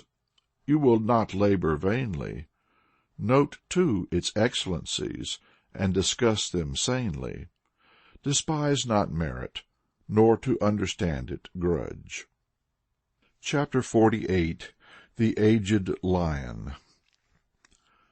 A lion, once the forest king, when growing old and nigh bereft of vigor, could not himself on foes with proper fury fling. Grieving, could no respect from other creatures wring, nor onward in his weakness drag his splendid figure, but chiefly he was pained that the inferior beasts his presence much disdained. By every means avenged, the monarch's previous slighting, seemed happy when his ancient overlordship spiting at times the stallion with its hoofs to strike him dares, whom next the wolf sharp tears, or the horned bull his wrath declares. The wretched ruler, all things soon deploring, with a scarce beating heart awaits a fatal end, and only strives his woes to mend with weary, feeble roaring. At length he spies a donkey that he surely feels would strike him with its heels, if it could only find a spot exposed and tender. O gods! The groaning lion now exclaims, Alas! Has my condition reached this horrid pass? To the last stroke of fate I'll eagerly surrender. Death's shock were not so crass that my soul should suffer insult from an ass. Chapter 49. The Man with 3 Wives. A man of horrid notions, while yet his wife was living, dared to marry twice. It happened that the Tsar, severe, precise, was not inclined to wink at free emotions, and roused by such a strange misdeed, he to the judges spoke, without delay decreed that for the culprit they a punishment should hit on, which would deter the crowd from matching such a crime, or mentioning aloud the tale as one to try its wit on. And if I think the penalty inflicted light, I'll hang around the court the judges from a height. The joke appears unpleasant, and the unhappy lawyers sweat again, nor leave the court 3 days are present, in order to devise a just and proper pain. Of torments there are thousands, but experience teaches, rarely a penalty to cure wrong-doing reaches. However, in due time God made the judges sage. The vile offender summoned back was given, to know the court had striven, and felt unanimously driven, to say that he with all 3 wives at once must swage. New misery! Thereon the people, frightened, deemed that the angry Tsar would stretch the judges' necks. 4 days of strife, the man so vex that round his throat a cord he tightens. Which dismal fate has woke the citizens to dread. No one cares 3 wives at once to wed. A life monotonous thus lightens. Chapter 50. The Cloud. Quick o'er a countryside, athirst for copious showers, a gloomy rain-cloud, selfish, passed. Disdained to shed relief, exerted not its powers, yet coming to the sea, disgorged a torrent vast. Vaunting, it calls to witness how it nature dowers. What service have you done to man and crops or flowers? Thus having rude begun, the hills remarked with deep emotion, If only the parched fields from thee a gift had won, thou wouldst have famine stayed, despite a scorching sun. Oh, it was wickedness to waste thy store on ocean. End of chapters 41 to 50. Recording by Kevin Davidson. www.blogordie.com.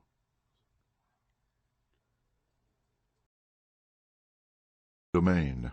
Recording by Kevin Davidson. Chapter 51. The Sportsman. A sportsman seized his bag and cartridges and gun, whistled to Jolly Rover, trusty friend, light-hearted, and to the woods for birds departed, but loaded not his piece, as if the game were won. Novel was such a strange omission. "'Tis well," says he, "relief from toil is my ambition. The birds are never near. 'Twill turn out later right. The coveys slowly come in sight, and then I'll get to work and load with all my might." Scarce had he left his dwelling, when sudden a fate at jest against him might be telling. Along the lake some ducks flew up, both swift and steady. The sportsman easily could take 2 pair, or half a dozen, were he ready to kill. For many days have food at will. Alas, our reckless one not yet can try his skill.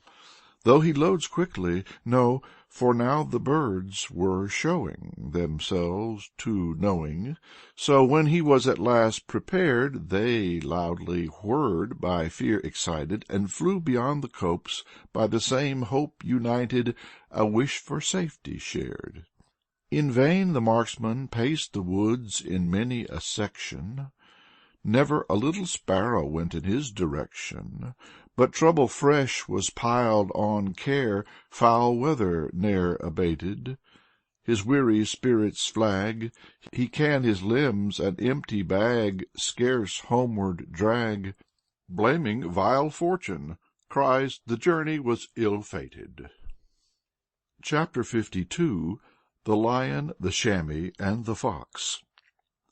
A lion, who a chamois followed, and now had nigh his quarry caught, indulged in many a luscious thought, enjoyed the morsels to be swallowed, while nothing came, hunter and prey between.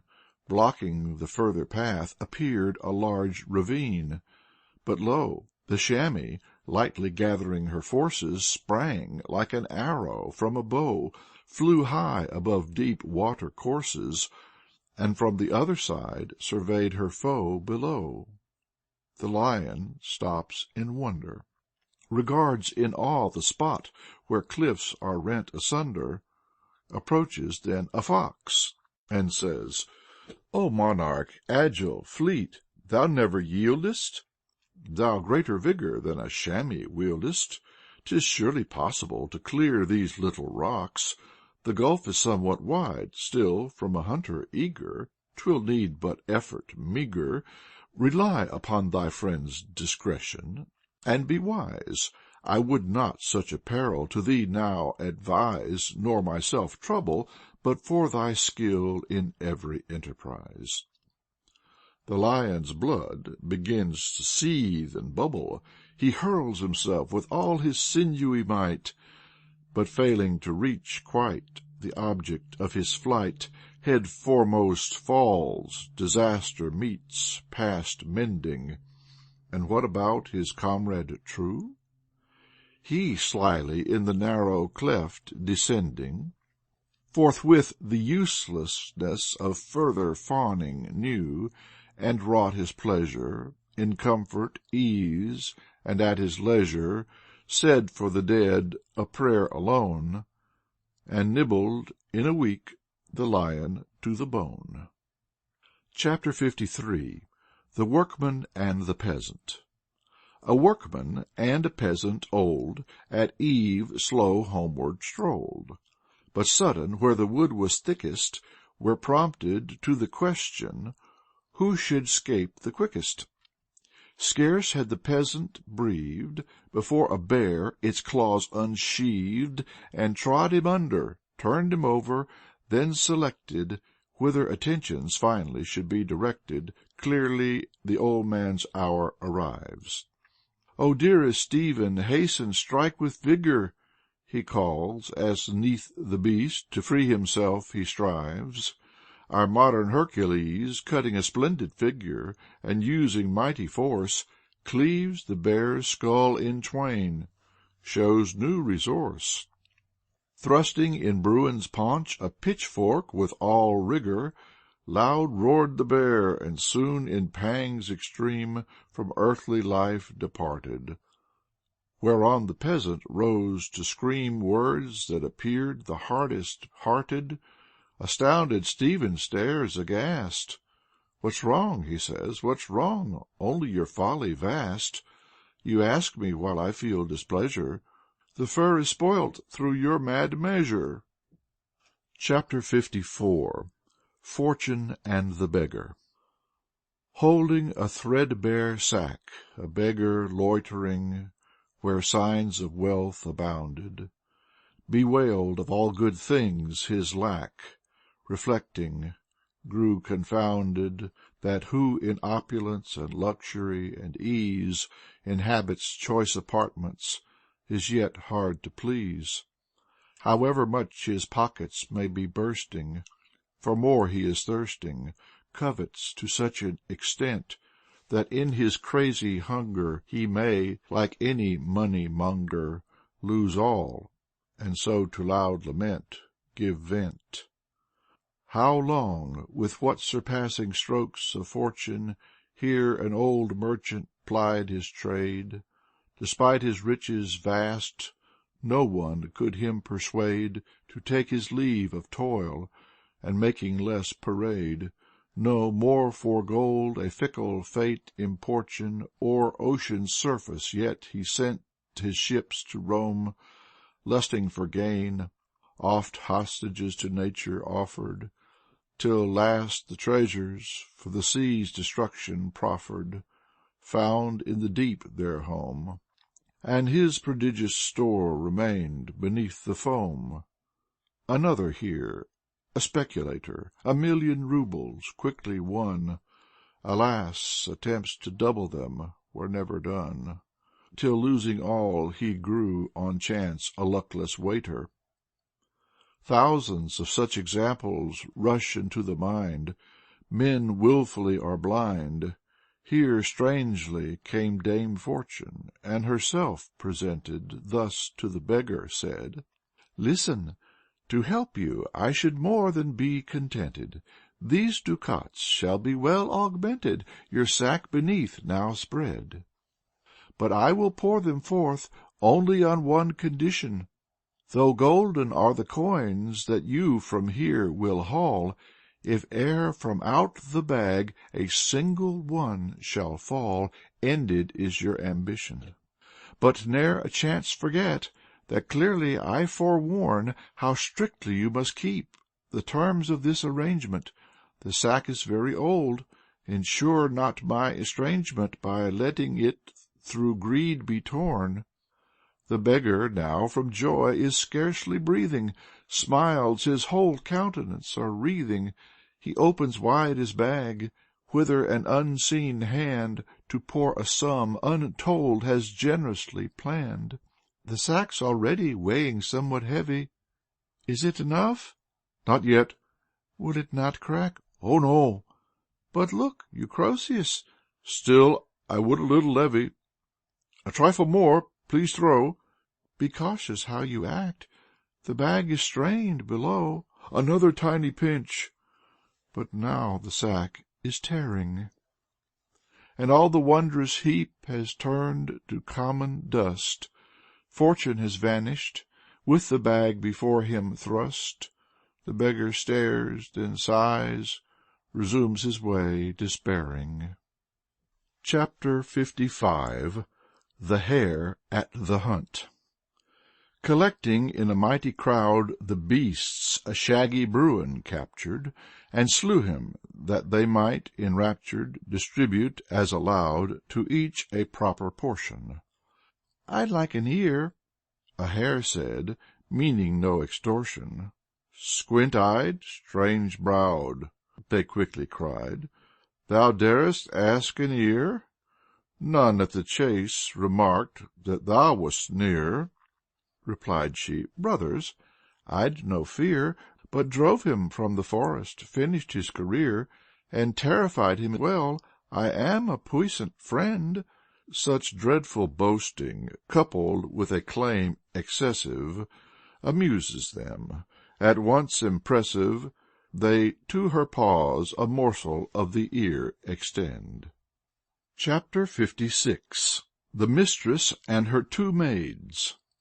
An aged dame, addicted much to grumbling, and ever her displeasures mumbling, had two young serving maids, unhappy, pale, and thin, whose task from early morn till evening latest was tireless at the wheel to spin. Their course of life remains the straightest, no change arrives, comes no advance. To keep them breathless at the spindle is the old woman's rule. Her efforts never dwindle. She takes them from their slumber, with imperious glance proceeds to make the spindle dance. Perhaps the mistress harsh her rule had once retarded, but that at hand was kept a certain cock, which crowed until she sleep discarded, assumed a curious nightcap and a smock. Next in the stove a faggot lighted, and threatening made her way into the spinner's room, thence roughly haled them to their day of painful gloom. Or used for stubbornness a broom, their weakness for repose successfully indicted.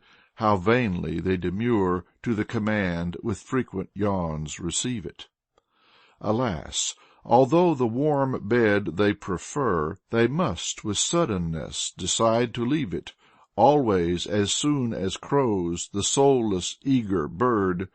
The maidens by the scolder's phrases greeted are woke for treatment stern repeated. "Would you were dead," was often heard the spinners through their teeth thus angrily complaining. "But for your noise we'd sleep a while in bed remaining. Take care, you'll some day come to harm." Then choosing a dark hour, and scorning pity, they twist its neck, cause no alarm, and next they that desired a situation pretty had brought about a scene reversed from that rehearsed.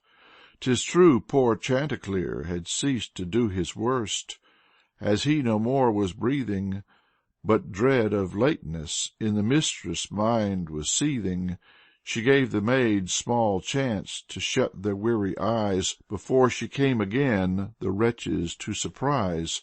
For earlier than the cock had e'er his clamor lifted, the spinner's truth from error sifted, they from a hardship slight to evils vast had drifted. Chapter 57. Trishka's Coat. Our Trishka's coat has near the elbows given, should be forthwith repaired. When for a needle he has striven, he slices off a quarter from the sleeves, and binding well the ends, a victory achieves. His naked arms are scarce a cause for gladness, and yet he feels no sadness. When others laughing asks if he is cool, the little fellow says, "I am not quite a fool, and will repair my blunder. That sudden act of mine makes people wonder." Old Trishka was indeed a sage.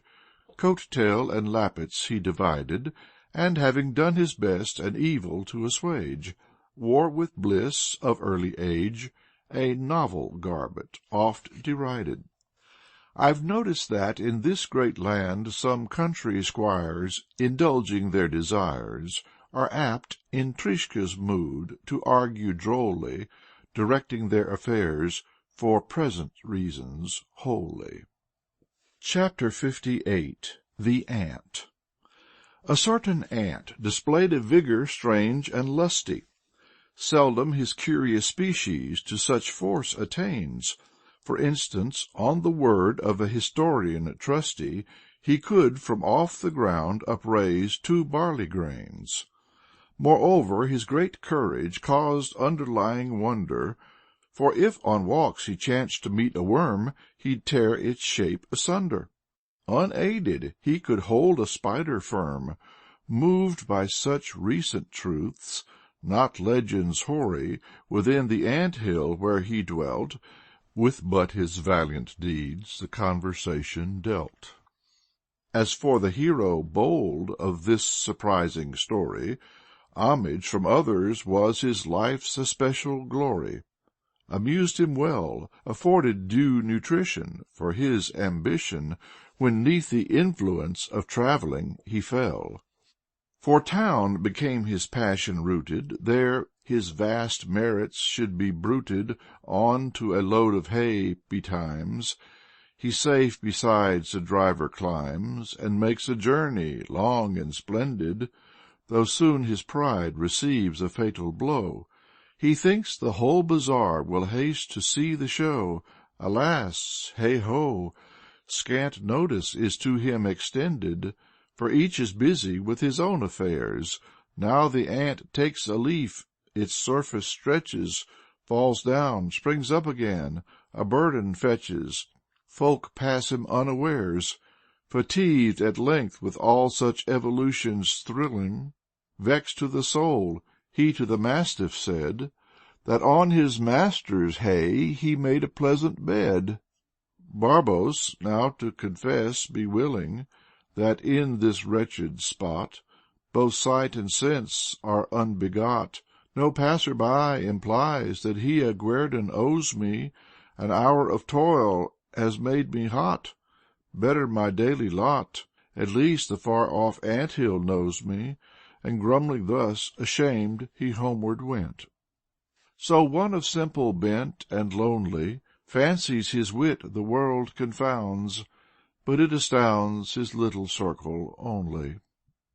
Chapter 59. The Cuckoo and the Eagle. A cuckoo from the eagle won a prouder style. Now dubbed a nightingale, it did of an aspen shade avail it, with valiant effort would beguile the other feathered singers, forthwith all fly away. Some mock aloud, and some with scornful notes inveigh. Angry, the cuckoo briefly lingers, then to the eagle with an urgent message hastes. I pardon ask, it ventures, but by your direction was I not raised to form the others' tastes? And now they dare to laugh at my perfection. My friend, the eagle said, I wield no magic rod, and cannot shield you from your present dire misfortune. That they should call you nightingale I could importune, but as to changing you, though king, I am not God. Chapter 60. The False Accusation. 'Tis simple, if you wish a wicked deed to smother, to put the blame upon another.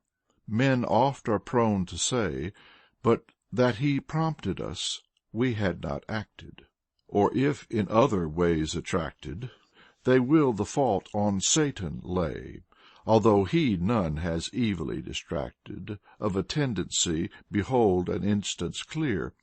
Turning to Eastern lore, a Brahman's history hear, who while in word and aspect pious was not averse to doubtful deeds.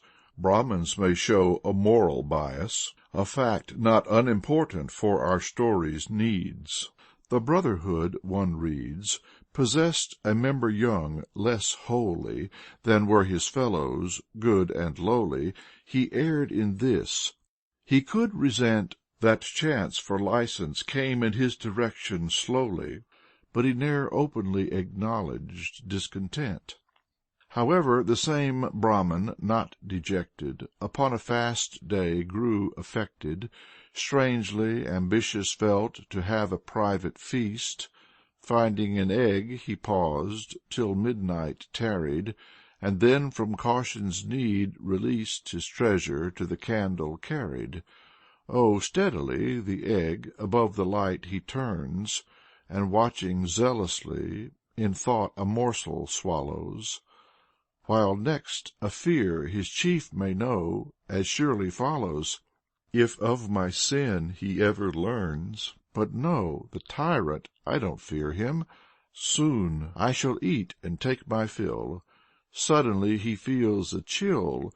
The dread superior standing near him, astounded by the crime, fiercely demands an explanation. The proof, self-evident, precludes prevarication. O Father, grant sublime forgiveness from your nature gracious. Thus prays the Brahmin through his tears.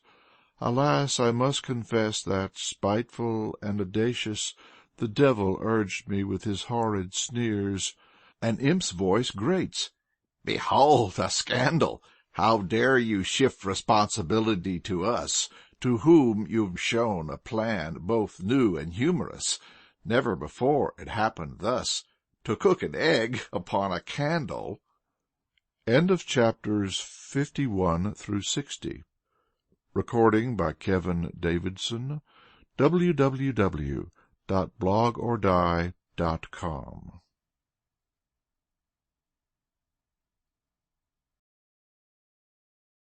Please visit LibriVox.org. Recording by Kevin Davidson. Krylov's Fables by Ivan Andreevich Krylov. Selected and translated by C. Fillingham Coxwell, M.D. Chapter 61. The Swimmer and the Sea. High tossed by seething waves upon a lonely shore, a swimmer fell exhausted, raving in his slumber, hurled at the billows grim reproaches without number. Be cursed, O deep, for evermore! Mad was I ever to adore Ocean, first still and subtly charming, next treacherous, deceitful, grievous, harming. The sea arrives in mythologic guise, with human accents thus replies: "Naught than thy view could well be stranger. To cross my waters is ne'er frightful, brings no danger. But when the frothy main is moved to fierceness vast, 'twere right the blame on Aeolus to cast. Enraged, he grants me never quiet. If thou believest me not, test for thyself his riot. I'm motionless as earth when storms are past. O send thy ships abroad when winds no longer last." Fine counsel, I must say, and nothing's newer. Yet sail without a wind. We've need of something truer. Chapter 62. 3 Peasants. 3 peasants in a village for the night. They had in Petersburg as drivers stored up treasure, though toiling hard yet tasted pleasure. Now homeward travelling, rejoiced in thoughts of leisure. But as no peasant loves to sleep with stomach light, they hesitate, then ask their host to give them supper. Oh, how luxurious the fare! There was some cabbage soup, not much of it to share, and a loaf's lower part. The host had used the upper. 'Twas always more in Petersburg, but why complain? To lie down hungry causes pain. At once devoutly crossed himself each peasant, grew busied with the present.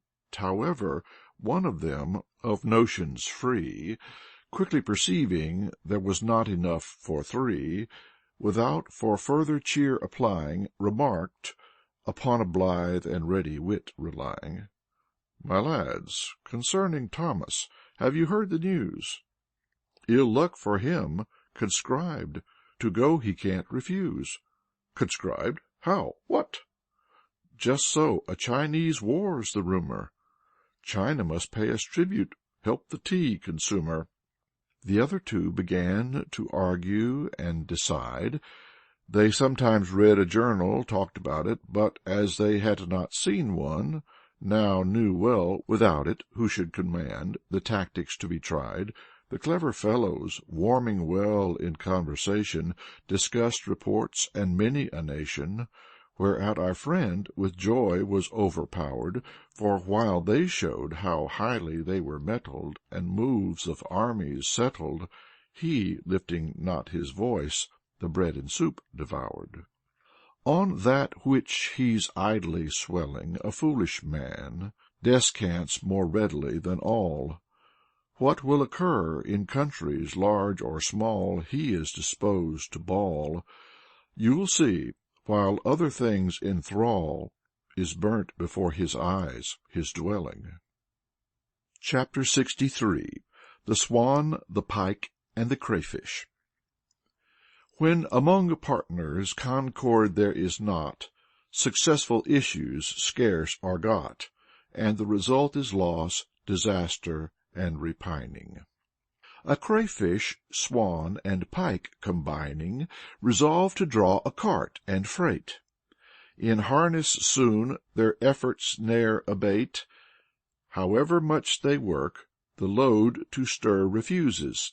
It seems to be perverse, with self-will vast endowed. The swan makes upward for a cloud, the crayfish falls behind, the pike the river uses. To judge of each one's merit lies beyond my will. I know the cart remains there still. Chapter 64 The Wolf and the Stork. The world's aware that wolves are greedy. A wolf once scorning bones to swallow was over-speedy. But for his fault he by misfortune dire atones, nigh meets a sudden end from choking.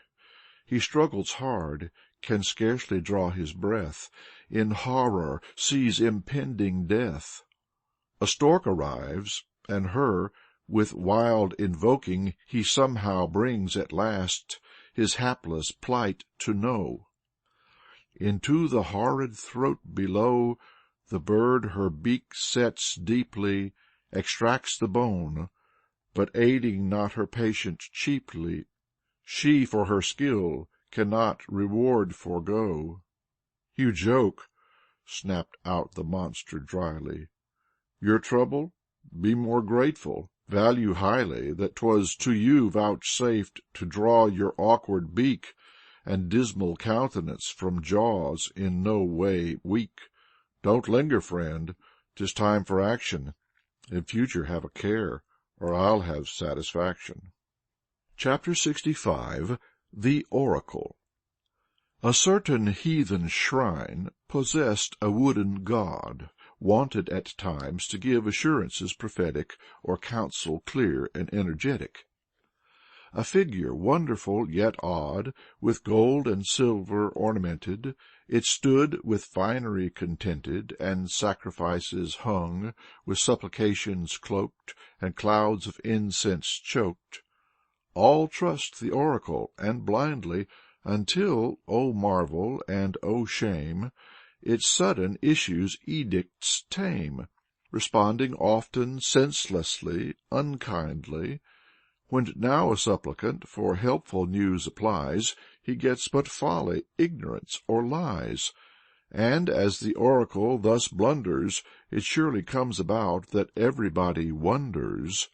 Men have averred the idol's hollow, and whene'er it speaks is heard the voice of someone hidden, and so, filled by a being astute, the god can wisdom show, but ne'er a fool within should go, he'll nonsense talk, should be forbidden. 'Tis said, is't true, there were of old within the court such judges as well advised by poor but clever drudges, a wisdom that seemed native could unfold. Chapter 66 The Slanderer and the Snake. The view that devils are defective in niceties of justice calls for a corrective. For instance, as to right, they pass through moods reflective, concerning which I something strange can tell. Once on a time it came to pass in hell, that to a snake to march in solemn rites it fell, behind a slanderer, with rivalry deep-rooted the pair disputed, to whom belonged the honor of the chief advance. Always in hell ill deeds the status much enhance. Arch-fiends precede, such is the ordinance. Now in this contest keen, hot enmity was nourished. The slanderer his wicked tongue before the viper flung. while fiercely in return the snake his body flourished, and hissing that he would not suffer disrespect, strove to supplant by methods indirect. The slanderer well nigh had lost the best position, so help of great Beelzebub obtained, who from the hideous serpent gained submission. Fast drove the crawling reptile back, saying, I no way will your character attack, yet first you cannot go, your deeds are not as black. 'Tis true your bite is swiftly mortal, thus you are dangerous when near, but ere your venom's in the very portal of your fell jaws, while far abroad men trembling fear those slanders which so deeply sear, that neither waves nor lofty cliffs confer resistance, safe distance, as this man's words can cause the strong to quake, you'll follow after him, nor strive to overtake. In hell the slanderer's more honored than the snake. Chapter 67. The Ape. However hard you toil, fame will from you recoil, bring you nor gratitude nor leisure, unless you offer others gain or use or pleasure. A peasant drove his plough at dawn, with might and main unceasing labored, nobly employed his time and brawn, great beads of moisture closely neighbored unto his manly brow were drawn. Many a friend in turn approaches, wishing good day and length of life, and then upon the scene encroaches a little ape, in whom this jealous hope is rife, to push a log, thus to fruition, assist a worthy effort of ambition, with will, and curious noises shrill, choosing a sapling on the hill, the ape it here and there embraces, now hither drags it, thither places, eager some purpose to fulfill. Awhile she pants, then waits scarce breathing, but hears no meed of praise, no smiles her face are wreathing. Small wonder, poor and senseless thing, you strove with honest wish, but did not profit bring. Chapter 68. The Sack. An anteroom's dark end attend, an empty sack here lying, for footmen, coarse and low, a humble thing to wipe their boots on, lowly was supplying. But oh, our sack to honor flying, being with glorious ducats filled, lay in a chest with all resentful feelings stilled. The master likes his bag to cherish, himself must guard the treasure well. Upon it never fell the softest breath of wind, nor any fly could perish. Now all the town could sing its praises of the thing. A visitor, for the proprietor arriving, will soon about it pleasant discourse be contriving, and if the sack shall stay exposed, the eyes of each have soon his love for it disclosed. So who by lucky chance sits nigh it, assuredly will smooth or pat, as if to try it. Now learning that it's won from all such high respect, the sack with pride grows heated. Wiseacre, like conceited, must open conversations, mightiness affect, have views on many a topic, trounces one as a fool, or fit for school, and nearly everything denounces. All greedy listen to it, though it nonsense talks. Oh, never in attention balks, its flow resistless. Let conversation turn on mighty gold, and people pause, their breath then hold, never by any chance seem bored or listless. Long did the sack enjoy such honor? Dwell select? Always did folks caress it? So long as in it ducats lingered, men would bless it. Last, empty, it was ousted, met with sheer neglect. We hope we have not many by mischance offended. How numberless the sacks among financiers lacks, who once, perhaps, as waiters at some inn attended, they now make sharp attacks, as gamblers to acquire the money of another would ever riches win, even defraud a brother. With such a crew today are counts and princes, both not loth to be on terms in fine homes stately, within whose anteroom these money-bags, till lately, ne'er dared to stand. They now play whist, my friends, who once could scarce exist, and now as millionaires exhibit yourselves proudly.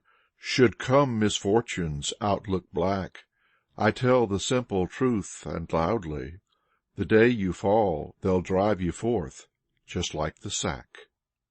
Chapter 69. The Boy and the Snake. It chanced a boy who thought to catch an eel snatched at a serpent, soon perceived his error, and blanched beneath excess of terror. The snake, imagining what dread the child must feel, said slowly, "Listen, if you do not grow up wiser, your boldness may not save, from peril always spare. God will forgive today, but he continues e'er a fool's chastiser." Chapter 70. The Peasant in Trouble. One night a cunning thief brought on a peasant cruel grief. Crossing the yard, the storerooms entered, examining the walls, the ceilings, and the floors. The rogue relentlessly explores, keeps every thought in profit grossly centered. This peasant, who lay down in wealth, alas, awoke without a single penny, destined a tramp to beg from many. May none of us so lose in property and health. Ere long, poor fellow, deeply dejected, he visits kin and trusty friends, to gain through sympathy amends. "Can you not help me?" asks he. "Ruin now impends." Then quickly by his tale affected, they freely offer counsel wise. Says gossip Cart, "Light of my eyes, you should not to our faces happiness have boasted, alluded to your means." And Cleamich adds, "Dear soul, my favor to you leans. In future have the storerooms near the cottage posted." "Brothers, such prattle me astounds." 'Tis Phoca now must reason. "To blame the storeroom sight is treason. My dove, keep in the yard some lively hounds. Accept from me this puppy, he is clever. Joshka's his mother, and in sorrow I would never even upon her frown, much less her litter drown." Briefly from comrades old and blood relations kindly, words of 1,000 sorts jostle each other blindly. Folk to him list, but no way by their deeds the wretched man assist. End of section 7. Recording by Kevin Davidson. www.blogordie.com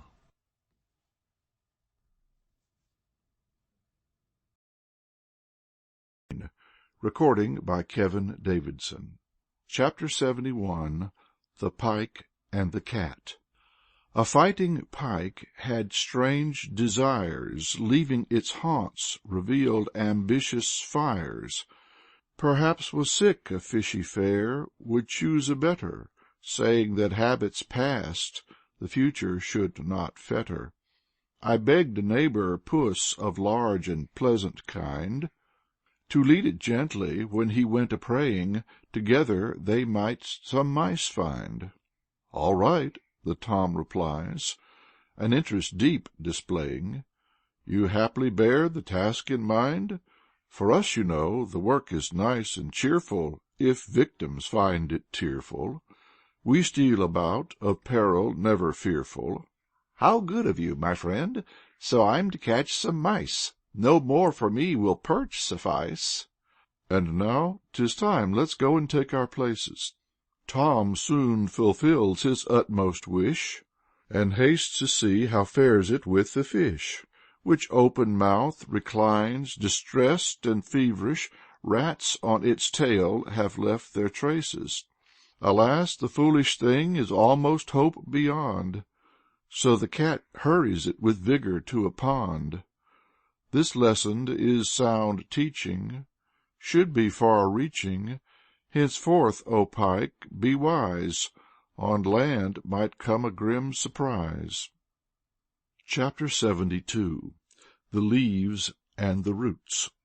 In summer hues arrayed, and throwing o'er a dell deep shade, fluttering leaves to zephyrs whispered lightly, vaunted their growth prolific, greenness pure. 'Twas thus they questioned with a bearing sprightly: "Does not our beauty form the valley's noblest lure? Do we not clothe the tree with verdure clinging, adorn the shape that, bold outflinging, sends shadows wide and far? So singing, we truth reveal and practice no deceit. Who guards the herd from sultry heat? On worn-out passer-by bestows a kind protection, blesses with healthful cool and calm, coy shepherdesses dancing to perfection. Here, from each foe secure, and every false alarm, sweet nightingales agree to charm. But sharp winds, ne'er a curtain, relieves us from your force, 'tis certain. O leaves, you render us no single word of thanks." Here said, as if from underground, a voice, not loudly: "'Tis strange that you should boast so shamelessly and proudly, high o'er these earthy banks. How dare you deck yourself with specious glamour?" The leaves keep silence, and excuses cannot stammer. "Oh, hark, and learn that we, ere digging in the dark, bring nourishment. Do you not really know us? We are the mighty roots. Some gratitude then show us. Boast gently at the proper hour. Always remember, please, this difference in our power. Only a while in spring are new-born leaves appearing, but ever roots their course are steering, else grows nor tree, nor leaf, nor flower." Chapter 73 The Two Casks. Down rolled 2 casks of wine, one full, but void the other, its brother. The first, air-slow and noiseless, liked its easy motion. The second, a devotion evinced to sound and roar, was by each crash upbuoyed, and not annoyed, when quick in fear a passer-by, who gained a notion in time of what was coming, stepped aside. However thunderous its stride, its worth was not enough to vindicate its pride. The man who of his deeds would talk without cessation awakes not admiration. But a soul capable can silently fulfill, inspired by worthy plans, is often still, maturing without noise, and yet completely, discreetly. Chapter 74 The Parishioner. Once in a church a pastor, who looked on Plato as of eloquence a master, discoursed before his flock concerning worthy deeds. A speech mellifluous of perfect form proceeds, to treat of purest truths, with art appearing artless, as by a golden chain to heaven are lifted thoughts of hearers even heartless. And all perceive the world is full of projects vain. The orator has finished preaching, and yet his listeners stay, being to glorious skies borne by the magic power of wondrous lofty teaching, while pearly drops, escaping, flood their eyes. And now the congregation leaves the temple holy. "How I his gifts admire!" says one man to the next, in modest tone and lowly. "What sweetness touched with fire, such richness every heart to virtue has deflected! But, neighbor, you by it seem little affected. Your cheek displays, methinks, no single tear. Have you not understood?" "Yes, entertain no fear. But with this parish and folk here, I, sir, in no way am connected." Chapter 75 The Monkey and the Spectacles. A monkey shrewd and old, growing in eyesight weaker, had understood from many a speaker that though her malady was not of serious kind, 'twere well some spectacles to find, and therefore for a pair she soon became a seeker. She turned the things in this way, that, first placed them on her tail, next from her head must pick them, or took a sniff, at times would gently lick them, then almost at the glasses spat. "Oh, let them perish," says she, "and he is a fool that praises such a paltry tool. They recommended me to take them, but I've no wish for such poor toys. Of use could never hope to make them." And down they go with fearful noise, for she's determined now to break them. Chapter 76 The Raven and the Fox. This truth within the heart is graven: all flattery is false, and so there's no excuse, if listeners succumb when flatterers seduce. Upon a little fir tree lightly hopped a raven, that wished to breakfast at her ease, and carried in her mouth a piece of fragrant cheese. But while she pondered, then a morsel tasted, a fox, adjudged the chance too perfect to be wasted, was taken captive by the cheesy scent. On looking up, no further on his journey went, the rogue on tiptoe to the fir tree slow approaches, upon the bird's attention sly encroaches, and gently says, in accents low and clear, "O songster, exquisite and dear, your eyes are soft with love and pity. I humbly bow to one so pretty. Ne'er have I seen such feathers, such a beak, O queen of all the birds! But let me hear you speak, or rather deign to sing, enjoy a moment's leisure, and charm the world with tones delightful beyond measure. Pour forth fine notes, my gracious treasure." The raven held her breath, and nearly died from choking, and then, as if a wild ambition in her burned, she opened wide her mouth for harsh discordant croaking, and the fox gained the cheese his cunning skill had earned. Chapter 77 The Funeral. Of old in Pharaoh land a strange custom persisted of paying mourners fees to weep and loud lament at any funeral solemn magnificent. Once for pretentious obsequies enlisted, a crowd of honest folk bewailed with ceaseless din the loss of him that, leaving woes diurnal, would find in realms infernal a purge for sin.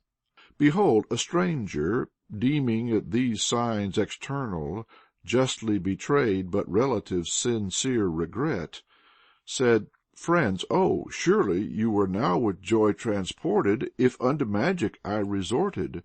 I am a wizard, and can miracles beget, by means of incantations easily provided, which make the dead revive at once." "Father, delight us so," one uttered in response, adding, "Another matter we would like decided. His breath no more shall last after 5 days are past. As no advantage followed when this man was living, a long existence were unwise. Too, when he dies, some will commands for further grief be giving." Chapter 78 The Division. Some honest merchants once had reached a wise decision. They would collect the profits of their trade, about to make a last division, would meet with cheerful smiles and nothing leave unpaid. Opposing interests bring collision. As to the goods and money grows a hubbub dire, then suddenly is bellowed, "House afire! Be quick yourselves, take care of, do not an instant wait." cries one. Though danger well aware of, we must accounts investigate. And while a second shouts, "Hand over now my share of the £1,000," his voice despairingly resounds, "But I've had nothing, though figures are conclusive." A third more rudely screams, "No, no, they are elusive. Tell me what this is for, and why." Oblivious of the warning cry, they strangely long remained, near peril coasted, until at last the flames shot high, and everyone, with all the property, was roasted. Chapter 79. The Ass and the Nightingale. To a sweet nightingale an ass directs a suppliant word. "Oh, give me, friend, a hearing. 'Tis said that you in song are foremost, soul endearing. I would a judgment pass, myself could form by listening a notion, wherefore your skill arouses such commotion." The nightingale, to show his quality, began, trilling and whistling ran, or up and down in countless ways, the deftest notes controlling, now altered his harmonious plan, echoed a distant reed quickly and subtly rolling, now languished through the grove with cadences cajoling. All heed the slightest sound of such a dainty, perfect singer. The breezes still themselves, no other bird notes linger. Herds by the spell are bound, the silent shepherd stands, himself consoling with ecstasy profound, neglects the shepherdess with whom he's idly strolling. The ass would scarce at once the warbler's feeling shock. "Quite good," he brays, "a not unpleasing ditty, and yet I feel for you some pity. Obtain, oh, do not mock, instruction from our cock. I hold, in singing he's omniscient, so perhaps you might grow, in time, proficient." Astonished by such words, the little nightingale fluttered and flew whither no critic should prevail. Chapter 80. The Frog and the Ox. A frog that in a field was staring at an ox dared to compare herself with such a bulky creature. Oft envy vile at reason mocks. Stretching, she hoped to swell in body, limb, and feature, and of a comrade asked, "Am I not as great as he?" "By no means, friend. Your figure is than his far smaller." "Oh, prithee look again. I've widened, and am taller. Do not you see an alteration wrought?" "To that I'll not agree." "Examine now." Unchanged, the frog, intent on trying, persisted, till the fool, dreaming to grow in size, tiny and mighty equalize, burst with her efforts, and sank helpless, dying. End of chapters 71 to 80. Recording by Kevin Davidson. www.blogordie.com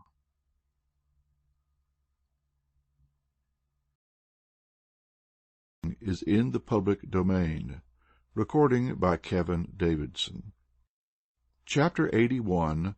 The Elephant and the Pug. An elephant, mid shouts and laughter, was led along the street, and, as when in our towns a spectacle we meet, behind the wondrous beast some gapers followed after. But wheresoe'er he went, ever a little pug before him jumped, was now perverse and naughty, barking with condescension haughty, now snapping gave a vicious tug. "Oh, neighbor, cease, you ask for trouble," a Spitz dog warned her. "Ah, you shamelessly redouble your din vociferous," but he has unconcerned not turned, nor notice when you loudest whine, or spring your highest. "No," says the pug, in manner driest, "my spirit soars, though thou decryest. 'Tis something I can win attention, through practising from risk abstention. 'Tis well that other dogs should mention, the pug is not of us the least, she mocks a mighty beast. Chapter 82. The Lamb. A lambkin straying is bent a trick on playing, creeps in a wolf-skin 'mongst the flock, hopes at his frightened fellow lambs to mock. The dogs spy out the foolish jester, prepare to slay the cruel wood-infester. They spring upon the foe and bear him to the ground. Ah, sooner than the lamb a chance to breathe has found, they strive to tear his fragile form to pieces, till at the shepherd's call the fearful onslaught ceases. No joke it is to feel a dog's sharp-pointed fangs. The madcap on this sad occasion totters and seeks the pen without persuasion, and there falls weak and faint, and knows unnumbered pangs. A long while feebly groans, though speaking never. Oh, if a lamb were surely wise, he would assume a wolfish guise on no account whatever. Chapter 83. The Steed and His Rider. A rider once had given his horse such perfect schooling, obedience strict was gained with little ruling. He lifted ne'er the whip, nor bridle stirred, controlled his steed without a word. "The reins are useless, brave and splendid creature," the owner whispered with fond look, to show the world a novel feature. Ere mounting on his horse, the bridle from him took. The steed forgot his master, though slow at first, soon went a little faster. O'erjoyed, high tossed his glorious head, and proudly his mane shaking, pranced, for his soul to life was waking, by liberty upbuoyed. What means it, O mad dream of freedom unalloyed, and change unguessed? Past ways forsaking, dances his blood and shines his glance, as if afire. Is heard no single sound, unfelt the rider is hurried o'er the fields with swiftness dire by one who knows no guider. Vainly the luckless horseman sought with trembling hand this wildness to withstand, would fix the bridle, was unskilful. The steed, ere grew more strangely wilful, at last could speed along masterless and dismanned. Then like a raging storm he hasted on, nor stayed his rash career, but to a deep ravine his course must steer. Death's bitterness so tasted, the man his grief thus showed. "Poor horse," said he, "'twas I that brought thee sadness and evil fate. Had I not once withheld the bridle's weight, thou ne'er hadst warmed to madness, nor thrown thy master from thy side, nor perished in a fierce and new-born pride." Chapter 84. The Finch and the Pigeon. A little finch, being caught within a horrid trap, uses its tiny force and pitifully flutters. Then a young pigeon, jeering at her, spitefully mutters, "Art not ashamed in daylight? Didst not see the shutters? For me were never such mishap, I guarantee and bold maintain it." And yet the speaker can't, when tangled in the snare, explain it. O pigeon, now to laugh at others' trouble spare. Chapter 85. The Snake and the Lamb. A snake beneath a faggot hidden, raging denounced the world entire, was blessed with ne'er a feeling higher than the envenomed hate by his own nature bidden. Near by a little lamb, at unsuspecting play, saw not the hideous reptile in the way. A sudden the snake leapt, fiercely his teeth implanted, and the poor victim fell and trembled, moaned and panted. The fatal poison coursing free tortured her, and she cried, "What have I done to thee?" "Who knows? Perhaps you hither cunningly intruded," so hissed the serpent loud, would strike me, even slay. Therefore, in cautious mood, I bit without delay. Ah, no, the lamb gasped forth in death, thou wert deluded. Chapter 86. The Grandee. Oft tossed and turned a fevered ruler, despite physicians grew not cooler, forsook his couch to seek the land which Pluto sways. Finished in short his earthly days, and soon in hell, before the judge's dais falling, was asked his place of birth, the nature of his calling. I breathed in Persia first, an honored satrap dwelt, yet from my youthful days but little vigor felt, when faced with any fresh transaction, endorsed my secretary's action. What did you do then? Slept, drank, and ate, signed documents before me set. Send him to paradise. But wherefore? What's the reason? So ventured Mercury, with boldness nearly treason. Said Aeacus, O brother thou, unto the dead man shrewdness must allow. He knew that nature cannot all alike endow. He neither willed to cause misfortune, nor would for complex tasks importune. If he had brought afflictions vast, you swiftly would complaints have muttered. Into high heaven he has passed, because he never folly uttered. In court I lately heard a judge so brief, concise, I said, his turn will come to dwell in paradise. End of chapter 86. Recording by Kevin Davidson. www.blogordie.com. End of Krylov's Fables by Ivan Andreevich Krylov. Selected and translated by C. Fillingham Coxwell, M.D.